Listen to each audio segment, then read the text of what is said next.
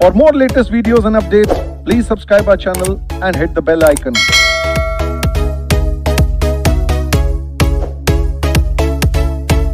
Hello everybody. So let's quickly start the very first class of CS Executive Program, paper number 2, Company Law. ये आपका paper total 100 marks का है. Start करने से पहले मैं इस पेपर के बारे में आपको थोड़ी डिटेल्स देने वाली हूँ कि ये पेपर कितने मार्क्स का है, कितना इम्पोर्टेंट है आपके लिए. जैसे आप CS कर रहे हैं तो CS का जो मेन कोर एरिया होता है वो है कंपनी लॉ. कंपनी लॉ इतना इम्पोर्टेंट है कंपनी सेक्रेटरी के लिए कि डिटेल में हमें हर सेक्शन को याद रखना पड़ता है. तो स्टार्ट करने से पहले let's quickly begin with the synopsis of company law. तो basically this subject is divided into 3 parts. As you can see ये टोटल आपका जो पेपर नंबर 2 है इसको 3 पार्ट्स में डिवाइड किया गया है. Part 1, part 2 and part 3. अगर मैं फर्स्ट पार्ट की बात करूं तो company law principles and concepts, यहाँ पे हम बिल्कुल बेसिक लेवल की चीजें पढ़ने वाले हैं. हम पढ़ेंगे कि कंपनी लॉ आया कैसे, कंपनी लॉ पहले कौन सा होता था और अभी हम कौन सा कंपनीज एक्ट फॉलो कर रहे हैं. इन सब चीजों की मैं आपको कुछ जानकारी दूंगी. The principles and the concepts, यानी कि द बिल्कुल जो भी बेसिक चीजें होती है कंपनी लॉ के लिए वो हम जो फर्स्ट पार्ट है वहां पे पढ़ेंगे. बेसिकली जो आपका बेस बनाएगा वो ये फर्स्ट पार्ट है. नेक्स्ट पार्ट 2 जो 40 मार्क्स का है, यहाँ पे हम क्या पढ़ने वाले हैं, company administration, meetings, law and practices. क्या डिटेल में अभी हम बात करेंगे कि ये 40 मार्क्स का जो आपका पार्ट बी है इसमें हम क्या कवर करने वाले हैं. कैसे कंपनी चलती है, कंपनी बनानी कैसे है वो हम पार्ट ए में सीखेंगे. अब कंपनी चलती कैसे है, कंपनी के लिए क्या क्या रूल्स हमें फॉलो करने पड़ते हैं. ऐसा नहीं है कि आज अगर आपने एक कंपनी खोली है तो खोल के हमें और काम नहीं करने कि कंपनी सिर्फ अपना बिजनेस करती रहेगी. There are so many formalities जो एक कंपनी खोल के हमें करनी पड़ती है. बहुत सारी लीगल फॉर्मेलिटीज है, बहुत सारा पेपर वर्क होता है और ये सारा वर्क कौन हैंडल करता है, कंपनी सेक्रेटरी हैंडल करता है. There are so many meetings जो एक कंपनी सेक्रेटरी को कंडक्ट करनी पड़ती हैं और ये जब मीटिंग्स हम कंडक्ट करते हैं इसके लिए प्रॉपर रूल्स हैं कि कैसे अगर एक बोर्ड मीटिंग या फिर एक एनुअल जनरल मीटिंग जब कंपनी में बुलाती है, शेयर होल्डर्स को बुलाते हैं, बोर्ड ऑफ डायरेक्टर्स को बुलाते हैं, तो पीछे की सारी क्या रिक्वायरमेंट्स हैं, पीछे की सारी क्या फॉर्मेलिटीज हैं, ये हम पढ़ेंगे पार्ट बी में. चलते हैं पार्ट सी की तरफ. Company secretary as a profession. Basically हम लोग अगर कंपनी सेक्रेटरी का कोर्स कर रहे हैं तो it's very important for us कि आप अपने प्रोफेशन को अच्छे से जान लें. इससे पहले आप CSEET का एग्जाम क्लियर करके आए थे, वहां पे भी आपने लीगल एप्टीट्यूड में एक चैप्टर पढ़ा था जिसका नाम था elements of company secretary legislation. कुछ बेसिक चीजें हमने वहां पढ़ी थी, जैसे कि कंपनी सेक्रेटरी कौन होता है, कंपनी सेक्रेटरी इन प्रैक्टिस कौन होता है, इन दोनों में डिफरेंस क्या है. कंपनी सेक्रेटरी को कंपनी का KMP माना जाता है, यानी कि की मैनेजरियल पर्सोनल, जो सबसे टॉप लेवल मैनेजमेंट मानी जाती है हमारी कंपनी की. उस लिस्ट में जब मैंने देखा तो कंपनी सेक्रेटरी का भी नाम मैंने वहां पर पाया. और बहुत सारी डिटेल्स हम कुछ CSEET में ऑलरेडी क्लियर करके आ चुके हैं. अब आपका कंपनी लॉ के पेपर में जो ये 10 मार्क्स हैं ये भी कवर कर रहा है company secretary as a profession. यहाँ पे मिलेंगे आपको 2 से 3 चैप्टर्स, कुछ और बातें आप जानेंगे अपने ही प्रोफेशन के बारे में. As I told you, you are gonna be our future company secretary. चलिए आपको मैं कुछ और डिटेल में बताती हूँ. जैसे मैं पार्ट ए की बात कर रही थी, पार्ट ए हमारा कवर कर रहा है 50 marks. Okay, let's begin with part A. तो अगर पार्ट ए की बात करूं तो बेटा कौन कौन से हम चैप्टर्स यहाँ पे पढ़ने वाले हैं. हम यहाँ पे देखेंगे introduction to company law. Guys, company law कब आया, कंपनी लॉ पढ़ने के बाद हमें क्या क्या जानकारी मिलती है, अगर हमें कंपनी चलानी है तो कंपनी लॉ को फॉलो करना पड़ेगा, सेंट्रल गवर्नमेंट का इसमें क्या रोल है, कैसे चेंजेस होते हैं सेक्शंस में जिनको हम अमेंडमेंट्स बोलते हैं. ये सारी चीजें आप बेसिक चैप्टर नंबर 1 में पढ़ने वाले हो। उसके बाद कुछ चैप्टर्स जैसे कि share and share capital, already ये चैप्टर भी आप काफी हद तक पढ़ चुके हो अपने 11th और 12th में, बट हमने वहां पे पढ़ा था सिर्फ प्रैक्टिकल्स। यहाँ पे हम लॉ पढ़ रहे हैं तो शेयर्स एंड शेयर कैपिटल का डिटेल में पूरा थियोरेटिकल पार्ट हम लोग कवर करेंगे। मेंबर्स एंड शेयर होल्डर्स जो है आपका chapter number 3, this is very important chapter और काफी वेटेज रखता है ये पर्टिकुलर चैप्टर। डिटेल में हम बात करेंगे, हर एक चैप्टर की वेटेज की भी बात करेंगे अपने आने वाले सेशन में। Chapter number 4, debt capital and deposits, charges. For example अगर आप बैंक से लोन लेते हैं तो बैंक बोलता है कि आप जब इतने बड़ी अमाउंट का लोन यहाँ से ले रहे हो तो कुछ ना कुछ आपको बदले में सिक्योरिटी तो रखवानी पड़ेगी। तो जब लोन लेने के बदले में हम कुछ ना कुछ सिक्योरिटी बैंक को रखवाते हैं अपनी कंपनी की, it can be a movable और immovable property of the company, तो उसको हम क्या बोलते हैं? चार्ज क्रिएट करना। Chapter number 5 is all about charges. We will study the types of charges. We have fixed charges, we have floating charges. Chapter number 6, distribution of profit.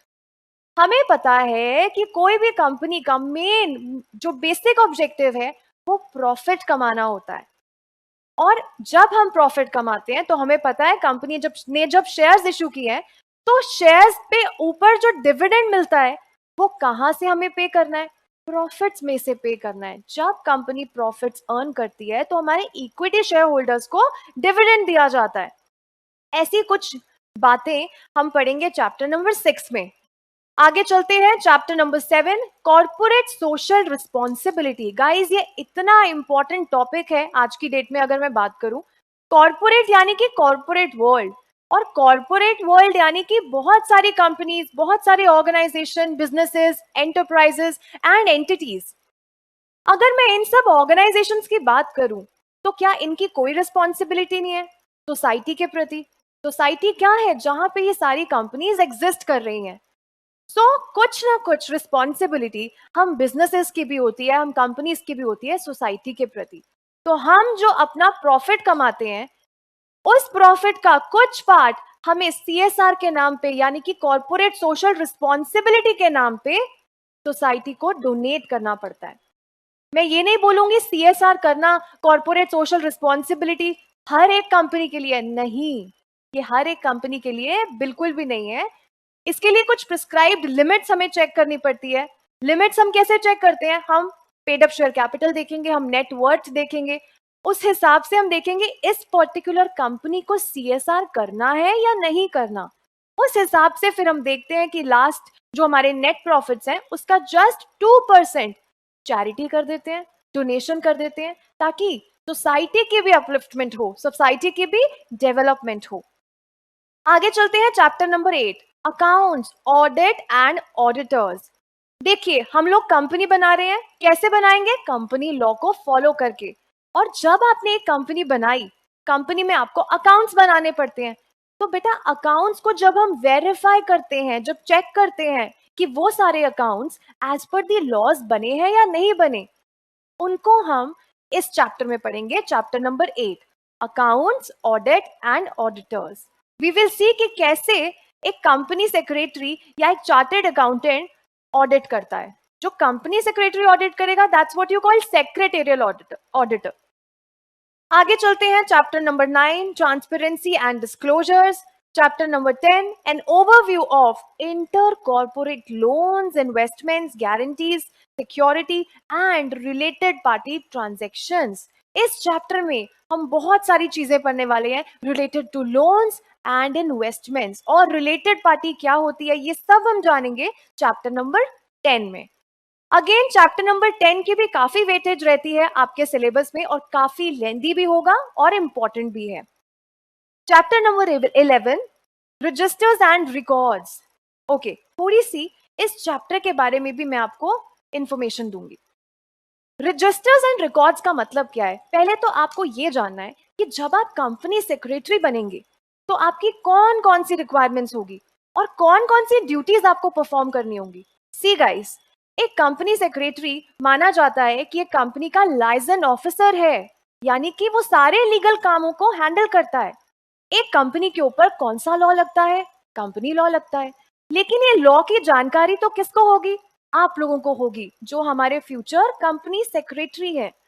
तो इन लोगों को, कंपनी सेक्रेटरी को जब इतनी नॉलेज है तो उसको एक कंपनी में अपॉइंट किया जाता है और उनको बोला जाता है कि आप इस कंपनी के सारे लीगल मैटर्स को हैंडल करेंगे। तो जानते हैं कि कंपनी सेक्रेटरी को क्या क्या करना पड़ता है। Guys, being a company secretary, हम लोगों को हर साल एनुअल फाइलिंग करनी पड़ती है। यानी कि जो भी आपके फाइनेंशियल स्टेटमेंट्स आपने रेडी किए हैं, उन फाइनेंशियल स्टेटमेंट्स को हमें कहां पे फाइल करना है? आरओसी में, यानी कि रजिस्ट्रार ऑफ कंपनीज।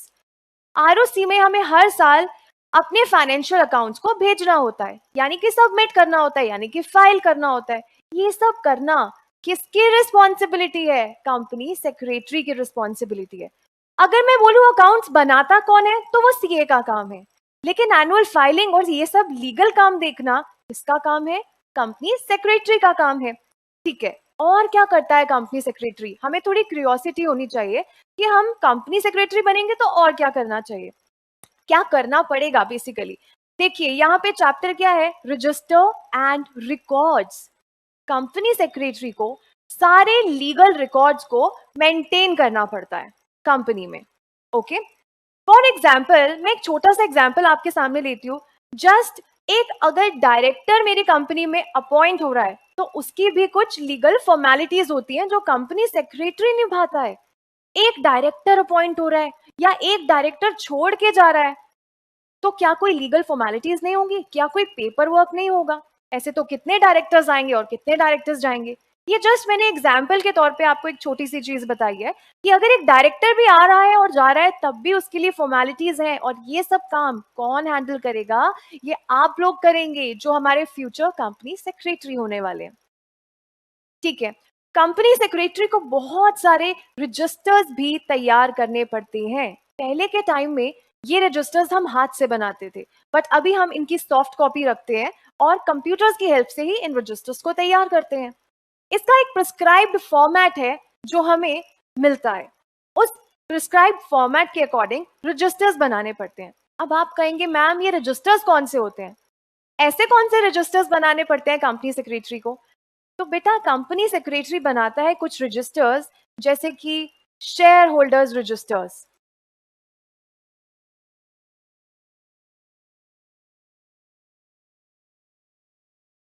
जैसे कि ट्रांसफर रजिस्टर, जैसे कि डायरेक्टर्स रजिस्टर। अब इन रजिस्टर्स में ऐसा क्या रिकॉर्ड मेंटेन करेंगे कंपनी सेक्रेटरी? देखो बेटा, हमारी कंपनी में बहुत सारे शेयर होल्डर्स हो सकते हैं।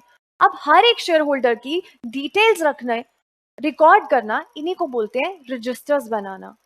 रजिस्टर्स में कुछ इस तरह की इंफॉर्मेशन आपको मिल सकती है, जैसे कि नंबर ऑफ शेयर होल्डर्स जितने आपकी कंपनी में हैं, उन शेयर्स, उनके शेयर होल्डर्स के कितने शेयर्स वो होल्ड कर रहे हैं, उनको कितना फोलियो नंबर उनके शेयर्स का क्या है, डिस्टिंक्टिव नंबर्स क्या है। तो इस तरह की कुछ इंफॉर्मेशन है जो हमें रिकॉर्ड करनी पड़ती है, और ये कौन करेगा?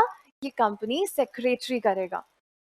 अगर एक पर्सन जो कि कंपनी के शेयर खरीदता है तो हम बोलते हैं वो मेंबर है हमारी कंपनी का, है कि नहीं? He will be called as the member of the company. अब अगर वो पर्सन चाहे कि अपना शेयर किसी और को ट्रांसफर करना है, तो ट्रांसफर रजिस्टर उसके लिए एक अलग रजिस्टर होता है।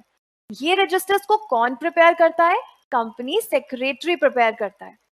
आगे चलते हैं, डायरेक्टर्स रजिस्टर। आपकी कंपनी में कितने डायरेक्टर्स हैं, किसने कब अपॉइंट हुआ है, कौन कब रिजाइन हो रहा है, ये सारी डिटेल्स। एक डायरेक्टर का एक अलग से स्पेसिफिक नंबर होता है जिसको हम बोलते हैं DIN, डिन नंबर, डायरेक्टर आइडेंटिफिकेशन नंबर। ये सारी डिटेल्स उस पर्टिकुलर रजिस्टर में लिखी होंगी। ये सारे रजिस्टर्स कौन प्रिपेयर करेगा? इन रजिस्टर्स को कौन अपनी कस्टडी में रखेगा? Company secretary. तो इसी से रिगार्डिंग, इसी से रिलेटिंग बहुत सारी चीजें आप चैप्टर नंबर 8 में पढ़ेंगे। आइए चलते हैं chapter number 12, an overview of company reorganisation. कभी कभी क्या होता है, एक कंपनी को कुछ ना कुछ चेंजेस करने पड़ते हैं। मे बी आपने अपने शेयर्स को स्प्लिट कर दिया, या मे बी आपने अपने शेयर्स को डिवाइड कर दिया, या फिर कुछ शेयर्स को कंबाइन कर दिया। ठीक है, या फिर आपने क्या किया कि दो कंपनीज मर्ज हो गई, अमलगमेशन का केस है, मर्जर्स का केस है, बेटा ये सारी चीजें हम पढ़ेंगे चैप्टर नंबर 12 में। जब कंपनी का जो बेसिक स्ट्रक्चर है, जब उसको आप रीऑर्गेनाइज करते हो तो कौन कौन सी फॉर्मेलिटीज है, right. Chapter number 13, MCA and filing in XBRL। Okay, ये एमसीए क्या है हमारे लिए? MCA stands for ministry of corporate affairs. Ministry of corporate affairs. देखिए, मिनिस्ट्री ऑफ कॉर्पोरेट अफेयर्स क्या है? It's a concern ministry. Company law से regarding जितनी भी चीजें हैं उसके लिए हम कौन सी कंसर्न मिनिस्ट्री के पास जाएंगे? एमसीए के पास। एमसीए की बकायदा एक वेबसाइट है जहां पे आप सारे फॉर्म्स एंड एवरी सारी जो भी इंफॉर्मेशन है कंपनी से रिगार्डिंग वो आपको मिलेगी।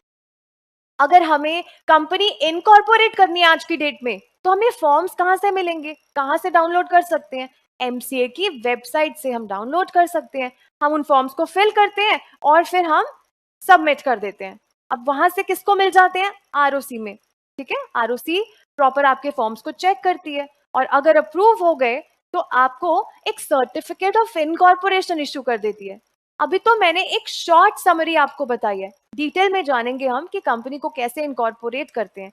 अब ये सारे काम कहाँ और कौन हैंडल कर रहा है? एमसीए हैंडल कर रहा है, यानी कि ministry of corporate affairs. Ministry of corporate affairs क्या है, इसकी वेबसाइट क्या है, इन सब के बारे में हम जानेंगे चैप्टर नंबर 13 में। आगे चलते हैं, चैप्टर नंबर 14। यहाँ पे हम कुछ ग्लोबल ट्रेंड पढ़ेंगे, यानी कि ग्लोबल यानी कि ओवर द ग्लोब।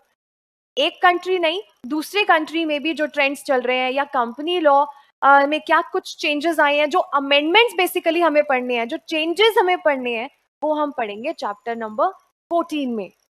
सो ये एक ओवरव्यू है आपका पार्ट 1 का, विच is company law principles and concepts. ये टोटल कितने मार्क्स कंप्राइज कर रहा है?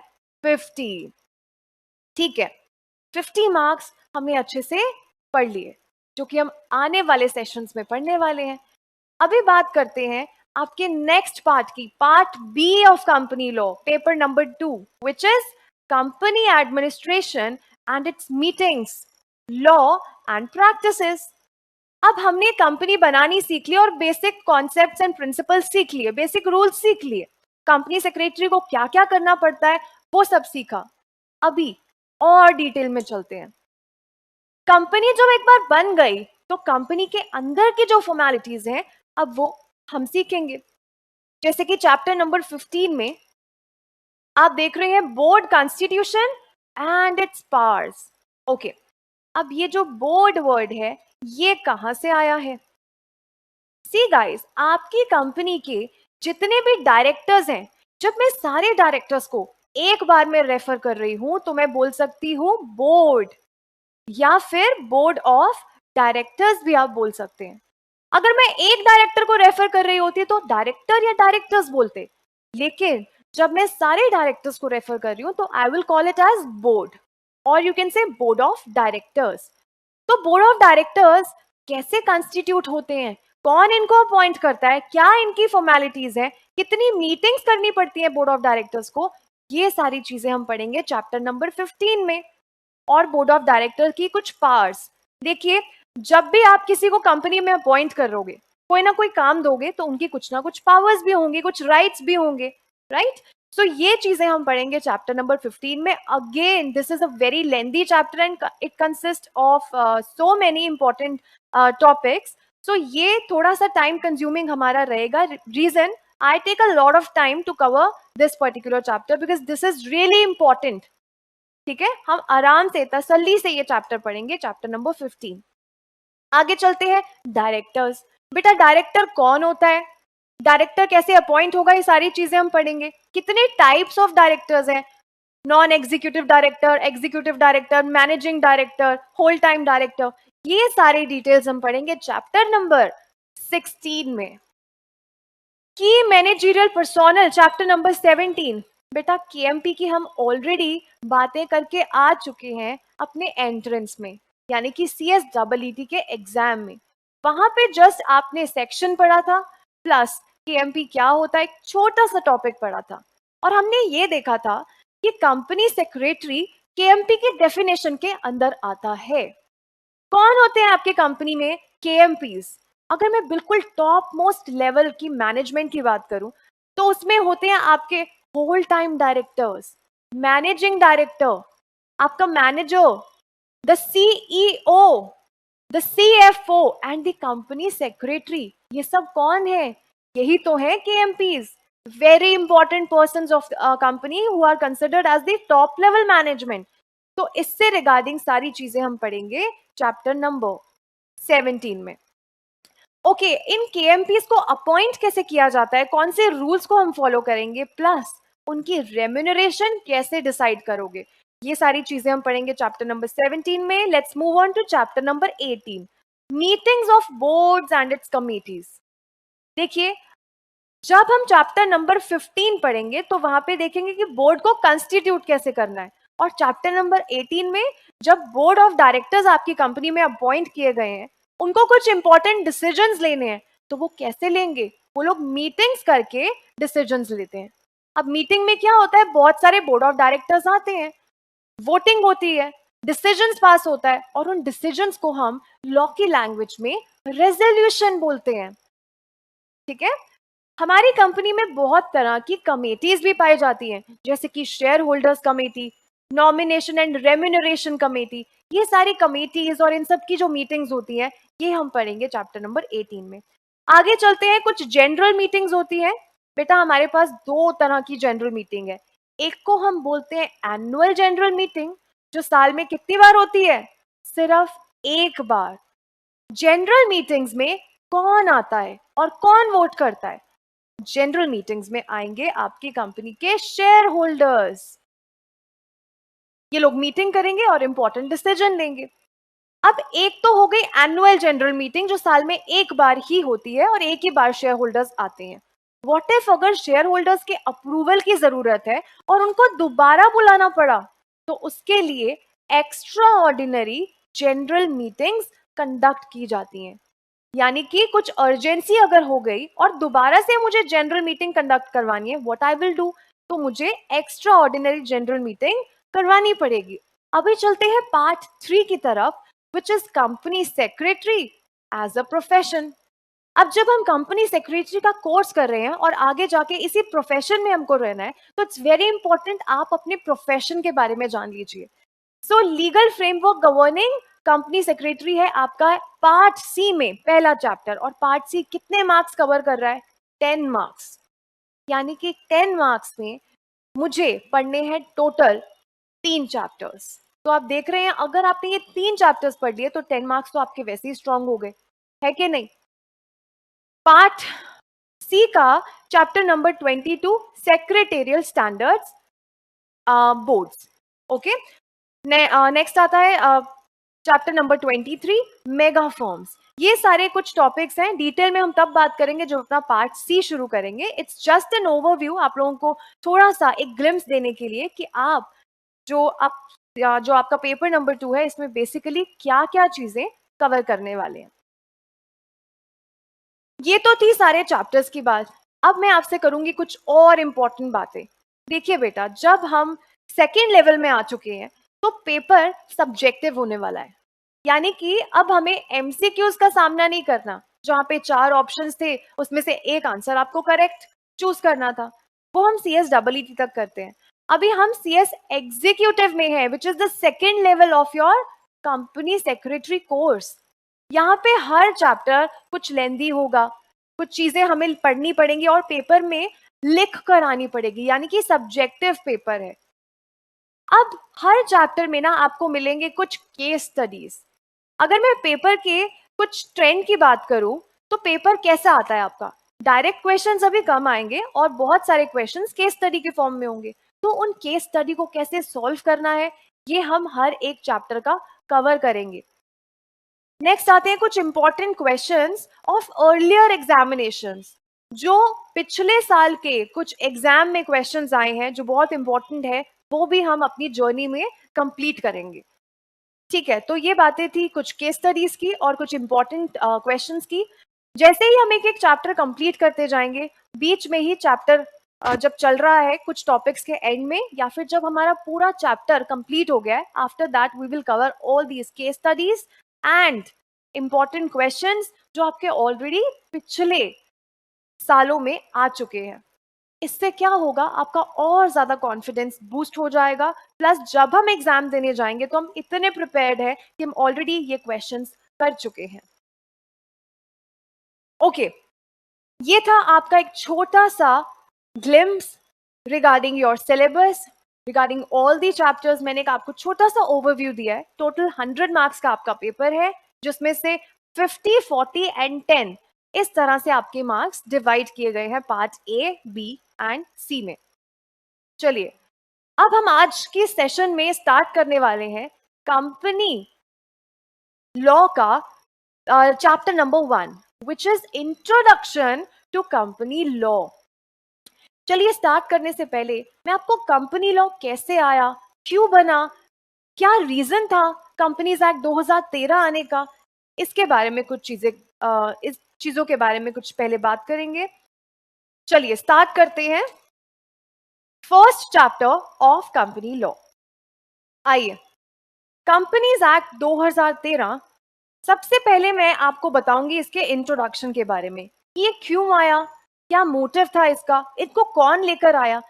इतने साल से जब मैं बोलूं कि हम कंपनीज एक्ट 1956 को फॉलो करते थे, और अभी हम कौन से एक्ट को फॉलो कर रहे हैं, कंपनीज एक्ट 2013।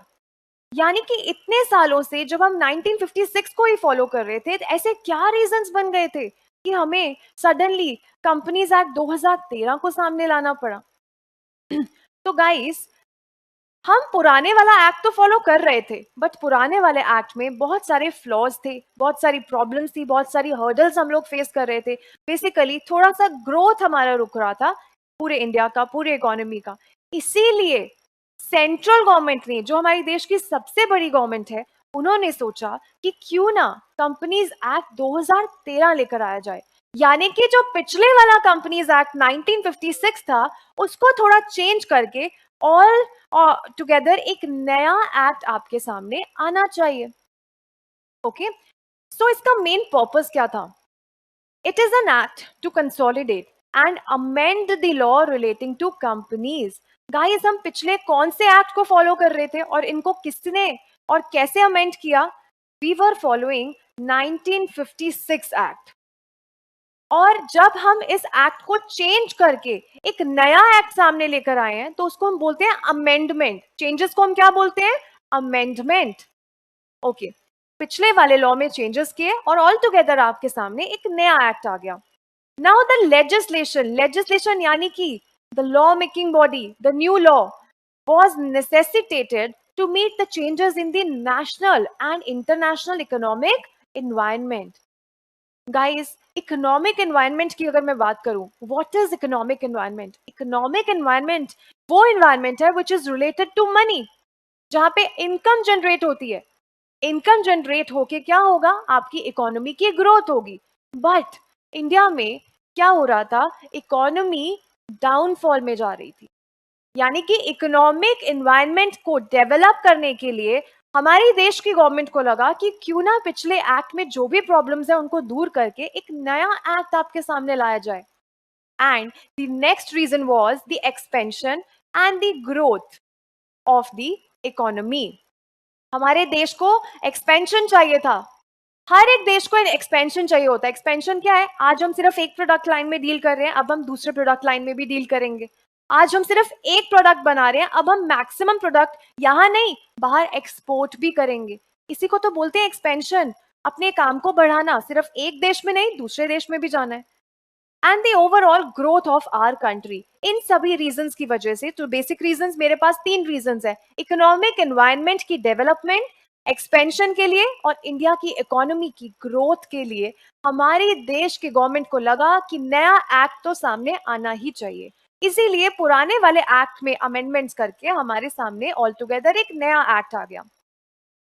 अब ये जानते हैं कि क्या एकदम से सारा एक्ट चेंज हो गया था? नहीं, बिल्कुल नहीं। कभी भी ऐसे पूरा एक्ट चेंज नहीं होता, उसमें कुछ चेंजेस करके आपके सामने एक नया एक्ट आ जाता है। इनफैक्ट मैं बोलूंगी कि आज भी बहुत सारे चेंजेस हैं जो हमारे सामने आ रहे हैं। अलग अलग सेक्शंस में आज भी अमेंडमेंट हो रही है। अगर आप लोग अपडेटेड हो तो आपको आसपास काफी, अगर न्यूज आप देख रहे हो तो आपको पता चल रहा होगा कि आज ये सेक्शन में चेंज आया, आज दूसरे सेक्शन में चेंज आया है। अभी रिसेंटली एक चार्जेस वाले चैप्टर में भी कुछ चेंजेस आए हैं। खैर, जो भी अमेंडमेंट्स होगी वो हम जब चैप्टर्स अपने शुरू करेंगे तो चैप्टर वाइज हम अमेंडमेंट्स भी करते रहेंगे। आगे शुरू करते हैं। The companies act 2013 received the assent of Honorable President of India. Guys, अगर मैं पूछूं आपसे who is the current president of India, तो हम क्या बोलेंगे? Draupadi Murmu is the current president of India. तो जब पहले के प्रेसिडेंट की मैं बात करूं 2013 के टाइम पे, इस नए वाले एक्ट को प्रेसिडेंट का अजेंट मिल गया था, यानी कि प्रेसिडेंट ने इसको पास कर दिया था and was notified in the official gazette on 30th August 2013। यानी कि ऑफिशियल गेजेटी एक लीगल न्यूज़पेपर में नए लॉ के बारे में छप गया था। कौन सी डेट को? 30th अगस्त 2013 को। चलिए और थोड़ी सी डिटेल में बात करते हैं। हम जानते हैं कि एक्ट कभी भी सामने कैसे आता है, एक्ट होता क्या है, एक्ट बनता कैसे है, इसके बारे में हमें बात करना बहुत इंपॉर्टेंट है। जिन बच्चों को ये चीज पता है तो बहुत अच्छी बात है, और जिनको नहीं पता उनकी नॉलेज के लिए थोड़ा सा बैक स्टोरी के बारे में मैं आपको बात करते हैं। चलिए, सबसे पहले क्या होता है, एमसीए आपके पिक्चर में आता है। नाउ एमसीए क्या है? एक कंसर्न्ड मिनिस्ट्री है। If you want to note down you can. MCA क्या है? Concerned ministry. ठीक है, हमारे देश में बहुत सारी कंसर्न मिनिस्ट्री है। कंपनी लॉ से जो कंसर्न मिनिस्ट्री है उसका नाम क्या है? एमसीए, यानी कि ministry of corporate affairs. So ministry of affairs ने एक बिल बनाया, यानी कि एक बिल को ड्राफ्ट किया। जब इन्होंने बिल ड्राफ्ट किया तो क्या हमारे सामने कंपनी लॉ आ गया? कंपनीज एक्ट 2013 आ गया? नहीं, अभी भी कंपनीज एक्ट हमारे सामने नहीं आया, अभी तो जस्ट एक बिल बना है। ठीक है, ये बिल जाता है किसके पास? पार्लियामेंट के पास। हमें पता है कि पार्लियामेंट के दो हाउसेस हैं, एक लोकसभा, दूसरा राज्यसभा। अब ये दोनों हाउसेस में ये जब बिल पहुंचा तो इन दोनों हाउसेस में बिल के बारे में हुई डिस्कशंस। ठीक है, जब बिल के बारे में इन दोनों हाउसेस ने क्लियर कर दिया, डिस्कशंस हो गए, तो ये बिल अब थर्ड स्टेज में कहां पहुंचेगा? इंडिया के प्रेसिडेंट के पास पहुंचा। जब ये बिल इंडिया के प्रेसिडेंट के पास पहुंचा और उन्होंने जब फाइनली इसको अप्रूव कर दिया, तब बेटा ये बिल क्या बन गया? तब ये बिल बन गया एक्ट। इसी तरह से कोई भी एक्ट हमारे सामने आता है। आइए एक बार फिर से रिवाइज करेंगे। एमसीए जो कि एक कंसर्न्ड मिनिस्ट्री है, उन्होंने एक बिल ड्राफ्ट किया, यानी कि बिल बनाया कि हमें कंपनीज एक्ट 2013 को सामने लेकर आना है। पिछले वाले में बहुत प्रॉब्लम्स हैं, तो चेंजेस करके एक नया लॉ सामने लाना चाहते हैं। ये बिल पहुंचा पार्लियामेंट के दोनों हाउसेस में, दोनों हाउसेस में डिस्कशंस हुई और ये बिल पहुंचा कहां पर? इंडिया के प्रेसिडेंट के पास। इंडिया के प्रेसिडेंट के पास मेजर पावर्स होती है, प्राइम मिनिस्टर से भी ज्यादा पावर्स होती है। तो जब बेटा ये बिल अप्रूव हो गया एक बार प्रेसिडेंट द्वारा, तो ये बिल बनता है मेरा एक्ट।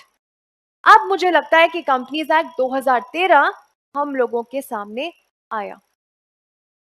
तो बेटा अभी तो एक्ट बना है, अब ये एक्ट के बारे में जनता को कैसे पता चलता है? ऑफिशियल गेजेटी की हेल्प से। अब आप बोलेंगे मैम ऑफिशियल गेजेटी क्या होता है? तो बेटा ऑफिशियल गेजेटी होता है एक लीगल न्यूज़पेपर, ऐसा न्यूज़पेपर जहां से लॉ से रिलेटेड, लीगल मैटर से रिलेटेड, हमारे देश में जो भी चीजें हैं, कोई नया लॉ लेकर आना है, अगर गवर्नमेंट ने कोई भी नया सेक्शन लेकर आना है, तो इसी ऑफिशियल गैजेट में छप जाती है चीजें और हम सब लोगों को पता चल जाती हैं। ठीक है, पब्लिक इंफॉर्मेशन के लिए ऑफिशियल गैजेटी में इस नए एक्ट के बारे में छपा। कब छपा? 30 अगस्त 2013 को। For enforcement of different provisions of companies act 2013 through notifications. आगे आने वाले टाइम में बहुत सारी नोटिफिकेशंस की हेल्प से हमें पता चलता रहेगा, इनफैक्ट पता चलता जा रहा है कि कब कोई सेक्शन चेंज हो रहा है, कब कोई नया लॉ हमारे सामने आ रहा है। इनफैक्ट अगर मैं कंपनीज एक्ट 2013 की अभी स्पेसिफिकली बात कर रही हूं तो मैं बोलूंगी कि नोटिफिकेशंस की हेल्प से आज भी हमें अमेंडमेंट सामने आ रही है, चेंजेस के बारे में पता चल रहा है।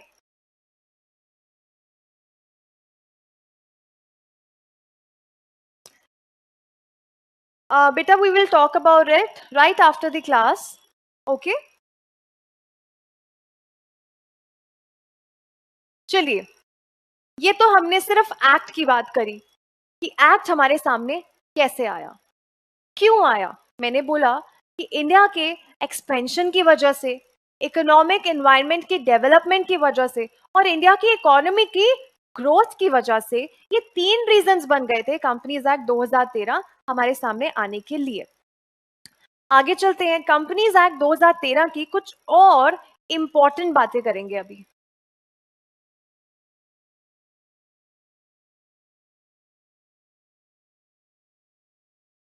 Very important, the central government decided to replace the companies act 1956।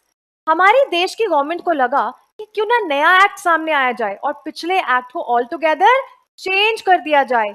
जब नया एक्ट सामने आएगा तो हम इस तरह की लैंग्वेज यूज कर सकते हैं, न्यू लेजिस्लेशन यानी कि न्यू लॉ। रीजन आप ऑलरेडी पढ़ चुके हैं पिछली स्लाइड में, to meet the changed national and international economic environment. हमारे देश के नेशनल इकोनॉमिक एनवायरनमेंट को देखते हुए और इंटरनेशनल ग्रोथ के लिए भी हमारे देश की गवर्नमेंट यानी कि सेंट्रल गवर्नमेंट ने सोचा कि क्यों ना एक नया लॉ सामने आए। ओके, अब सेक्शंस के बारे में पढ़ेंगे। आई थिंक अब आप एग्जीक्यूटिव लेवल में आ चुके हो तो मुझे आपको नहीं बताना पड़ेगा कि सेक्शंस क्या होते हैं। जब भी हम लॉ पढ़ते हैं, लॉ के अंदर के जो भी पॉइंट्स हैं, जो भी एक्सप्लेनेशंस हैं, उनको हम नॉर्मल पॉइंट्स नहीं बोलेंगे, हम क्या बोलेंगे? सेक्शंस बोलेंगे। तो सेक्शन 1 कंपनीज एक्ट 2013 का कब सामने आया? 30 अगस्त 2013 को। आगे चलते हैं। उसके बाद जो टोटल 98 सेक्शंस थे वो 12 ऑफ सितंबर 2013 को हमारे सामने आए।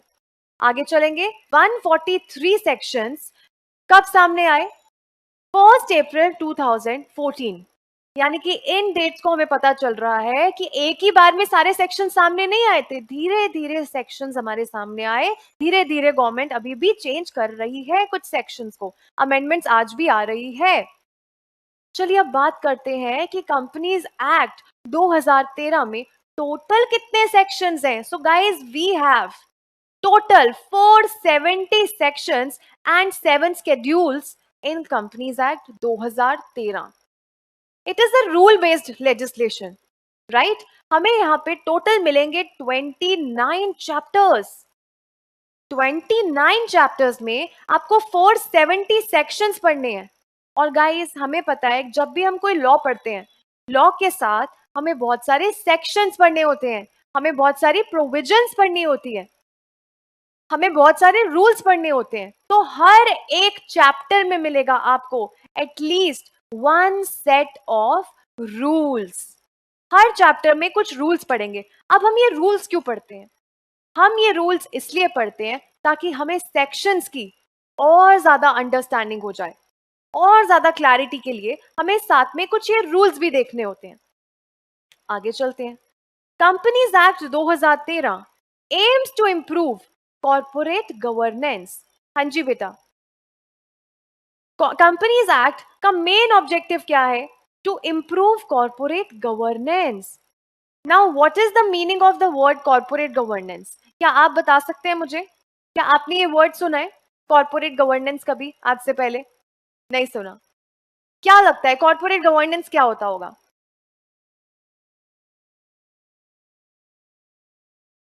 देखिए बेटा, corporate word, companies, businesses, organisations, क्या मिलेगा आपको कॉर्पोरेट में? ये सारे कॉर्पोरेट्स, ये सारे बिजनेसेस। अब कंपनीज की अगर मैं बात करूं, जो कॉर्पोरेट वर्ल्ड बनाती है कंपनी, तो कंपनी के ऊपर कौन सा एक्ट लगता है? Companies act 2013। अब ये कंपनीज एक्ट 2013 में बहुत सारे रूल्स हैं, बहुत सारे सेक्शंस हैं, ये कंपनी को फॉलो करने पड़ते हैं कि नहीं? तो कंपनी को जब ये सारे लॉज हम फॉलो करवाते हैं तो उसको क्या बोलेंगे? Corporate governance. सो कंपनीज एक्ट 2013 क्यों आया? ताकि हमें कॉर्पोरेट गवर्नेंस की जरूरत थी। पहले वाले एक्ट में बहुत सारे फ्लॉज थे, इसीलिए कंपनीज एक्ट 2013 हमारे सामने आया, ताकि कॉर्पोरेट गवर्नेंस और ज्यादा बेटर हो सके। To simplify the regulations, to strengthen the interest of the investors. Investors कौन है? जो हमारी कंपनी में पैसा इन्वेस्ट करते हैं। अब नेचुरल सी बात है, अगर हम पैसा इन्वेस्ट कर रहे हैं तो हम बदले में कुछ एक्सपेक्ट भी करेंगे कि कुछ रिटर्न्स तो मिलेगा। अब शेयर होल्डर्स को बदले में क्या मिलता है? डिविडेंड मिलता है। अब कितने रेट से डिविडेंड मिल रहा है? डिविडेंड कम तो नहीं मिल रहा, या डिविडेंड मिल भी रहा है या नहीं मिल रहा? इन सभी प्रोटेक्शन के लिए कंपनीज एक्ट 2013 हमारे सामने आया। Thus, this enactment makes our corporate regulations more contemporary. Contemporary का मतलब है कि यहाँ पे वास्ट चीजें आप पढ़ोगे, सिर्फ एक आधा टॉपिक नहीं पढ़ोगे कंपनीज एक्ट 2013 में। There are so many topics, there are so many sections, so it's a quite big law, it's a big act जो आपको यहाँ पे पढ़ना है। सो कंटेम्प्ररी यानी बहुत अलग अलग चीजें हैं जो कंपनी लॉ से रिलेटेड आप यहाँ पे कंपनीज एक्ट 2013 में पढ़ने वाले हैं। तो ये तो था आपका the major, I can say the demo or you can say the introduction of Companies Act. अभी हम आगे चलते हैं। अगर मैं मीनिंग ऑफ कंपनी की बात करूं, चलिए स्टार्ट करेंगे। सबसे पहले कंपनी के बारे में जानेंगे। अब हम कंपनी लॉ 2013 पढ़ रहे हैं, तो it's very important for us कि हम कंपनी का मतलब जान लें और हम कंपनी की एक डेफिनेशन जान लें।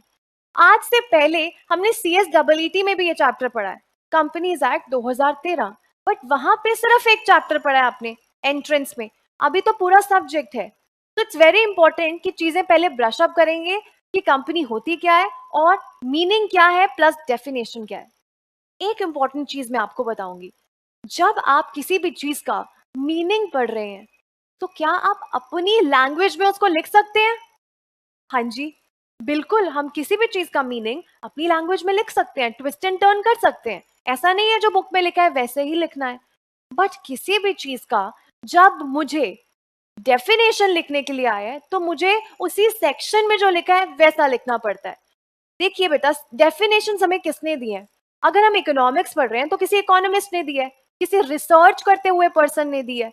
अगर हम लॉ पढ़ रहे हैं तो सेक्शंस ने हमें डेफिनेशंस दी है, तो हम उन सेक्शंस की लैंग्वेज को चेंज नहीं करेंगे अगर हम डेफिनेशंस पढ़ रहे हैं। But again I am repeating, अगर आप मीनिंग्स लिख रहे हैं तो that you can twist and turn in your own language. चलिए, what is the definition of company? Company की definition section 2 sub section 20 of companies act 2013 में मेंशन है। जैसे कि मैंने आपको बोला, लॉ पढ़ते हुए आपको बहुत सारे सेक्शंस पढ़ने होंगे, तो सेक्शन को रीड कैसे करेंगे? हम पढ़ रहे हैं कंपनीज एक्ट 2013 के सेक्शंस।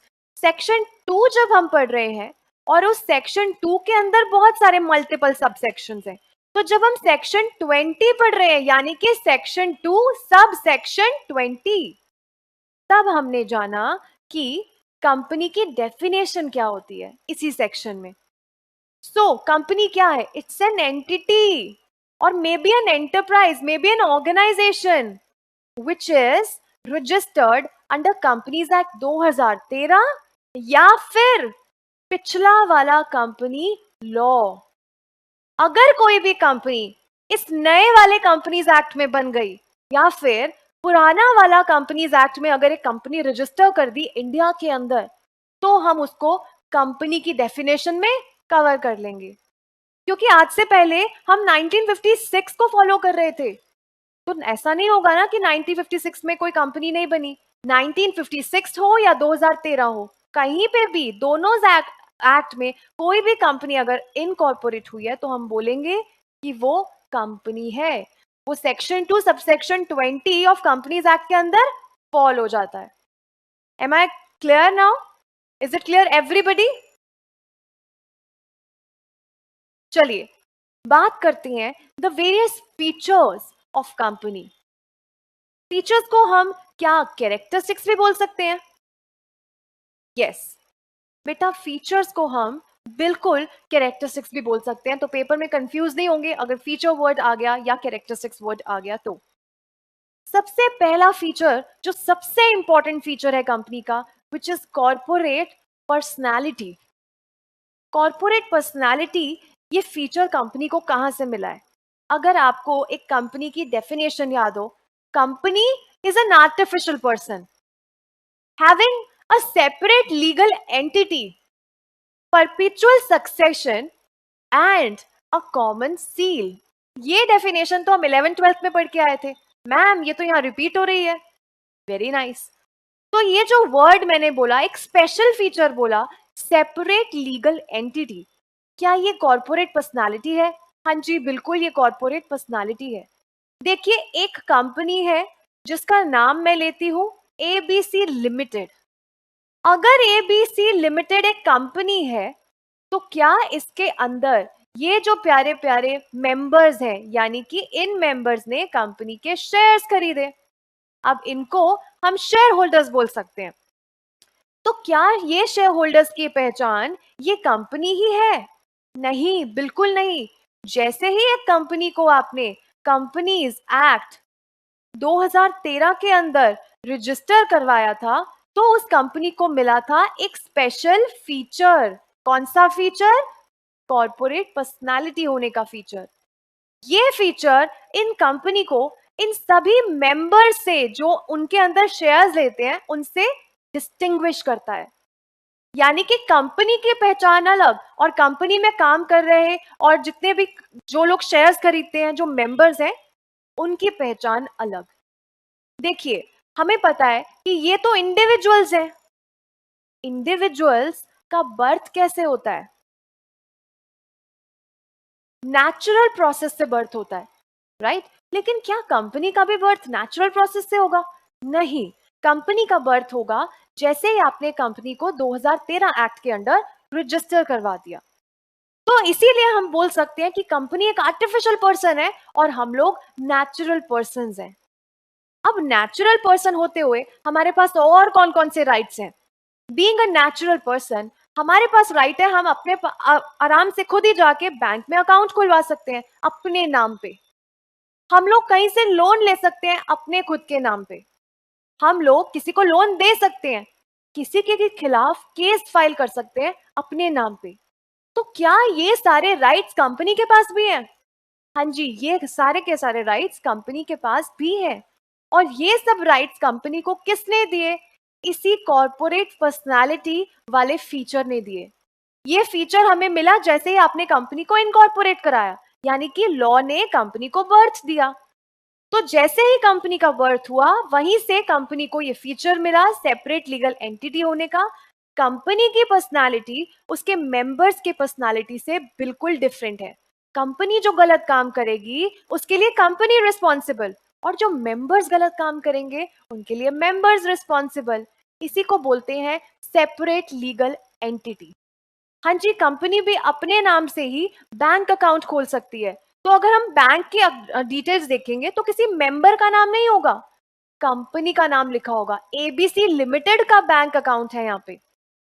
कंपनी किसी के भी खिलाफ केस फाइल कर सकती है अगर कंपनी के राइट्स अफेक्ट होंगे। कंपनी के खिलाफ भी कोई केस फाइल कर पाएगा। जो ये सारे फीचर्स, ये सारी इंपॉर्टेंट काम जो है, राइट्स जो है, कंपनी को कौन से फीचर ने दिया? कॉर्पोरेट पर्सनालिटी वाले फीचर ने दे दिया। चलिए आगे चलते हैं।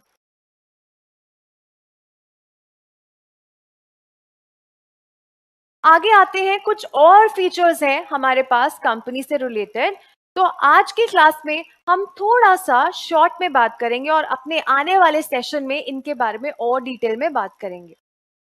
तो सेकंड आपका फीचर है artificial person. Yes, Company is not a natural person. Company cannot breathe. Company cannot see. Company don't have any eyes. Company cannot feel anything. इसीलिए कंपनी को नेचुरल पर्सन तो बिल्कुल नहीं कहा जाएगा. कौन सा पर्सन माना जाता है? Artificial person. यानी कि आपने जैसे ही एक कंपनी को कंपनीज एक्ट 2013 में रजिस्टर करवा दिया तो वो कंपनी बन जाती है एक artificial person. Point number 3, company is not a citizen at all. हम लोग इंडिया में रहते हैं. इंडिया में कॉन्स्टिट्यूशन हमारे ऊपर एप्लीकेबल है. ये कॉन्स्टिट्यूशन हमें देता है कुछ फंडामेंटल राइट्स और कुछ फंडामेंटल ड्यूटीज. क्या कंपनी भी एक सिटीजन है? और क्या ये फंडामेंटल राइट्स और फंडामेंटल ड्यूटीज कंपनीज के पास भी हैं? नहीं. Company can never be considered as a citizen. क्या रीजन है इसका? जितने भी सिटीजन्स हैं वो आते हैं सिटीजनशिप एक्ट के अंडर, लेकिन कंपनी उस सिटीजनशिप एक्ट के अंडर बिल्कुल नहीं आएगी. हम ये तो बोल सकते हैं कि कंपनी की नेशनैलिटी होती है. कंपनी की नेशनैलिटी क्या है हम पता लगा सकते हैं. अगर वो इंडियन कंपनी है या फॉरेन कंपनी है तो नेशनैलिटी पता लगाई जा सकती है. और तो और कंपनी का रेजिडेंस यानी कि घर, अगर हम बोलते हैं रेजिडेंस भी पता लगाया जा सकता है. जहां पे भी कंपनी का रजिस्टर्ड ऑफिस होगा, फॉर एग्जाम्पल ये कंपनी मैंने दिल्ली में बनाई तो इसका रजिस्टर्ड ऑफिस कहाँ पे हुआ? दिल्ली में. तो मुझे पता है कंपनी का रेजिडेंस भी मैं पता लगा सकती हूँ. बट कंपनी सिटीजन है या नहीं? नहीं. Company can never be a citizen, क्योंकि सिटीजन्स सिर्फ नेचुरल पर्संस ही हो सकते हैं और उन्हीं को कॉन्स्टिट्यूशन फॉलो करना है. उन्हीं के लिए कॉन्स्टिट्यूशन बनाया गया है. Is it clear everybody? Point number 4, company has nationality and residence, already discussed. अगर कंपनी इंडिया की है या फॉरेन की है पता लगाया जा सकता है. कंपनी का रेजिडेंस कैसे पता चलेगा? जहां पे भी कंपनी का रजिस्टर्ड ऑफिस सिचुएटेड होगा वही कंपनी का रेजिडेंस है. आगे बात करेंगे लिमिटेड लाइबिलिटी. कंपनी के पास ये बहुत अच्छा फीचर है. ये फीचर हमें पार्टनरशिप में मिलता है? नहीं मिलता. क्या ये फीचर हमें सोल प्रोप्राइटरशिप में मिलता है? नहीं मिलता. तो कंपनी एक ऐसा फॉर्म ऑफ बिजनेस है जहां पे लिमिटेड लाइबिलिटी का फीचर हमें मिलता है. अब लिमिटेड लाइबिलिटी की अगर मैं बात करूं तो इस बेसिस पे we have 3 types of companies. आइए ये टॉपिक हम आज करेंगे. कंपनी लिमिटेड बाय शेयर्स, ये होती है लाइबिलिटी के हिसाब से पहली type of company. Type number 2, company limited by guarantee. This is type number 2. And type number 3, unlimited company. जानते हैं ये तीनों तरह की कंपनीज क्या होती हैं? तो कंपनी लिमिटेड बाय शेयर्स एक ऐसी कंपनी है जहां पे कंपनी में जो भी मेंबर्स हैं उनकी लाइबिलिटी कितनी होगी? लिमिटेड. लेकिन कितने एक्सटेंट से लिमिट होगी? मैंने बोला एक कंपनी है जिसका नाम है एबीसी लिमिटेड.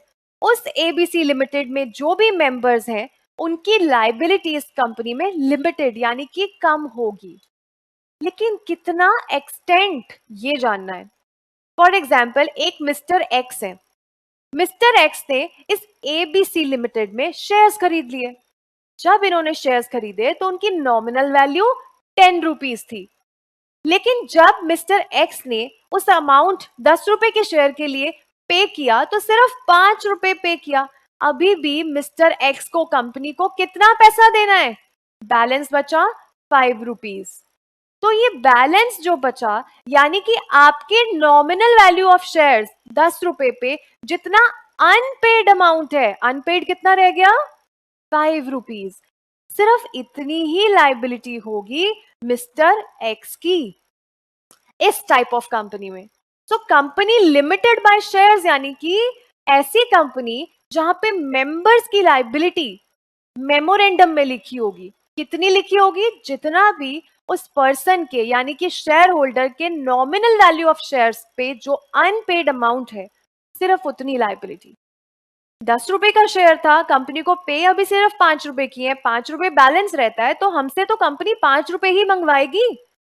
और ये 5 रुपए कब मंगवाएगी? आपको पता होगा शेयर्स वाले चैप्टर में कंपनी कॉल्स करती है, first call, second call, final call, सुनी है ना ऐसी सारी बातें। तो इसी तरह से कंपनी इनसे बैलेंस अमाउंट मंगवाएगी, इससे ज्यादा नहीं। अब ये देखते हैं कि क्या कुछ ऐसे भी शेयर होल्डर्स होंगे जिनका शेयर्स के ऊपर कुछ अनपेड अमाउंट नहीं रहता होगा। हाँ जी, ऐसे भी होंगे। तो उनकी कोई लाइबिलिटी नहीं होगी, सिर्फ उन्हीं शेयर होल्डर्स की यहाँ पे लाइबिलिटी होगी जिनके शेयर्स पे कुछ ना कुछ अनपेड अमाउंट रहता है, उनसे पैसा मंगवाया जाएगा। ठीक है, ये थी लाइबिलिटी के हिसाब से first type of company. The second one is company limited by guarantee. इस तरह की कंपनी कैसी होती है? यहां पे एक कंपनी है XYZ लिमिटेड। XYZ लिमिटेड ने शेयर्स इशू किए और ये मेंबर्स ने खरीद लिए। इसका नाम है A, इसका नाम है B और इसका नाम है C।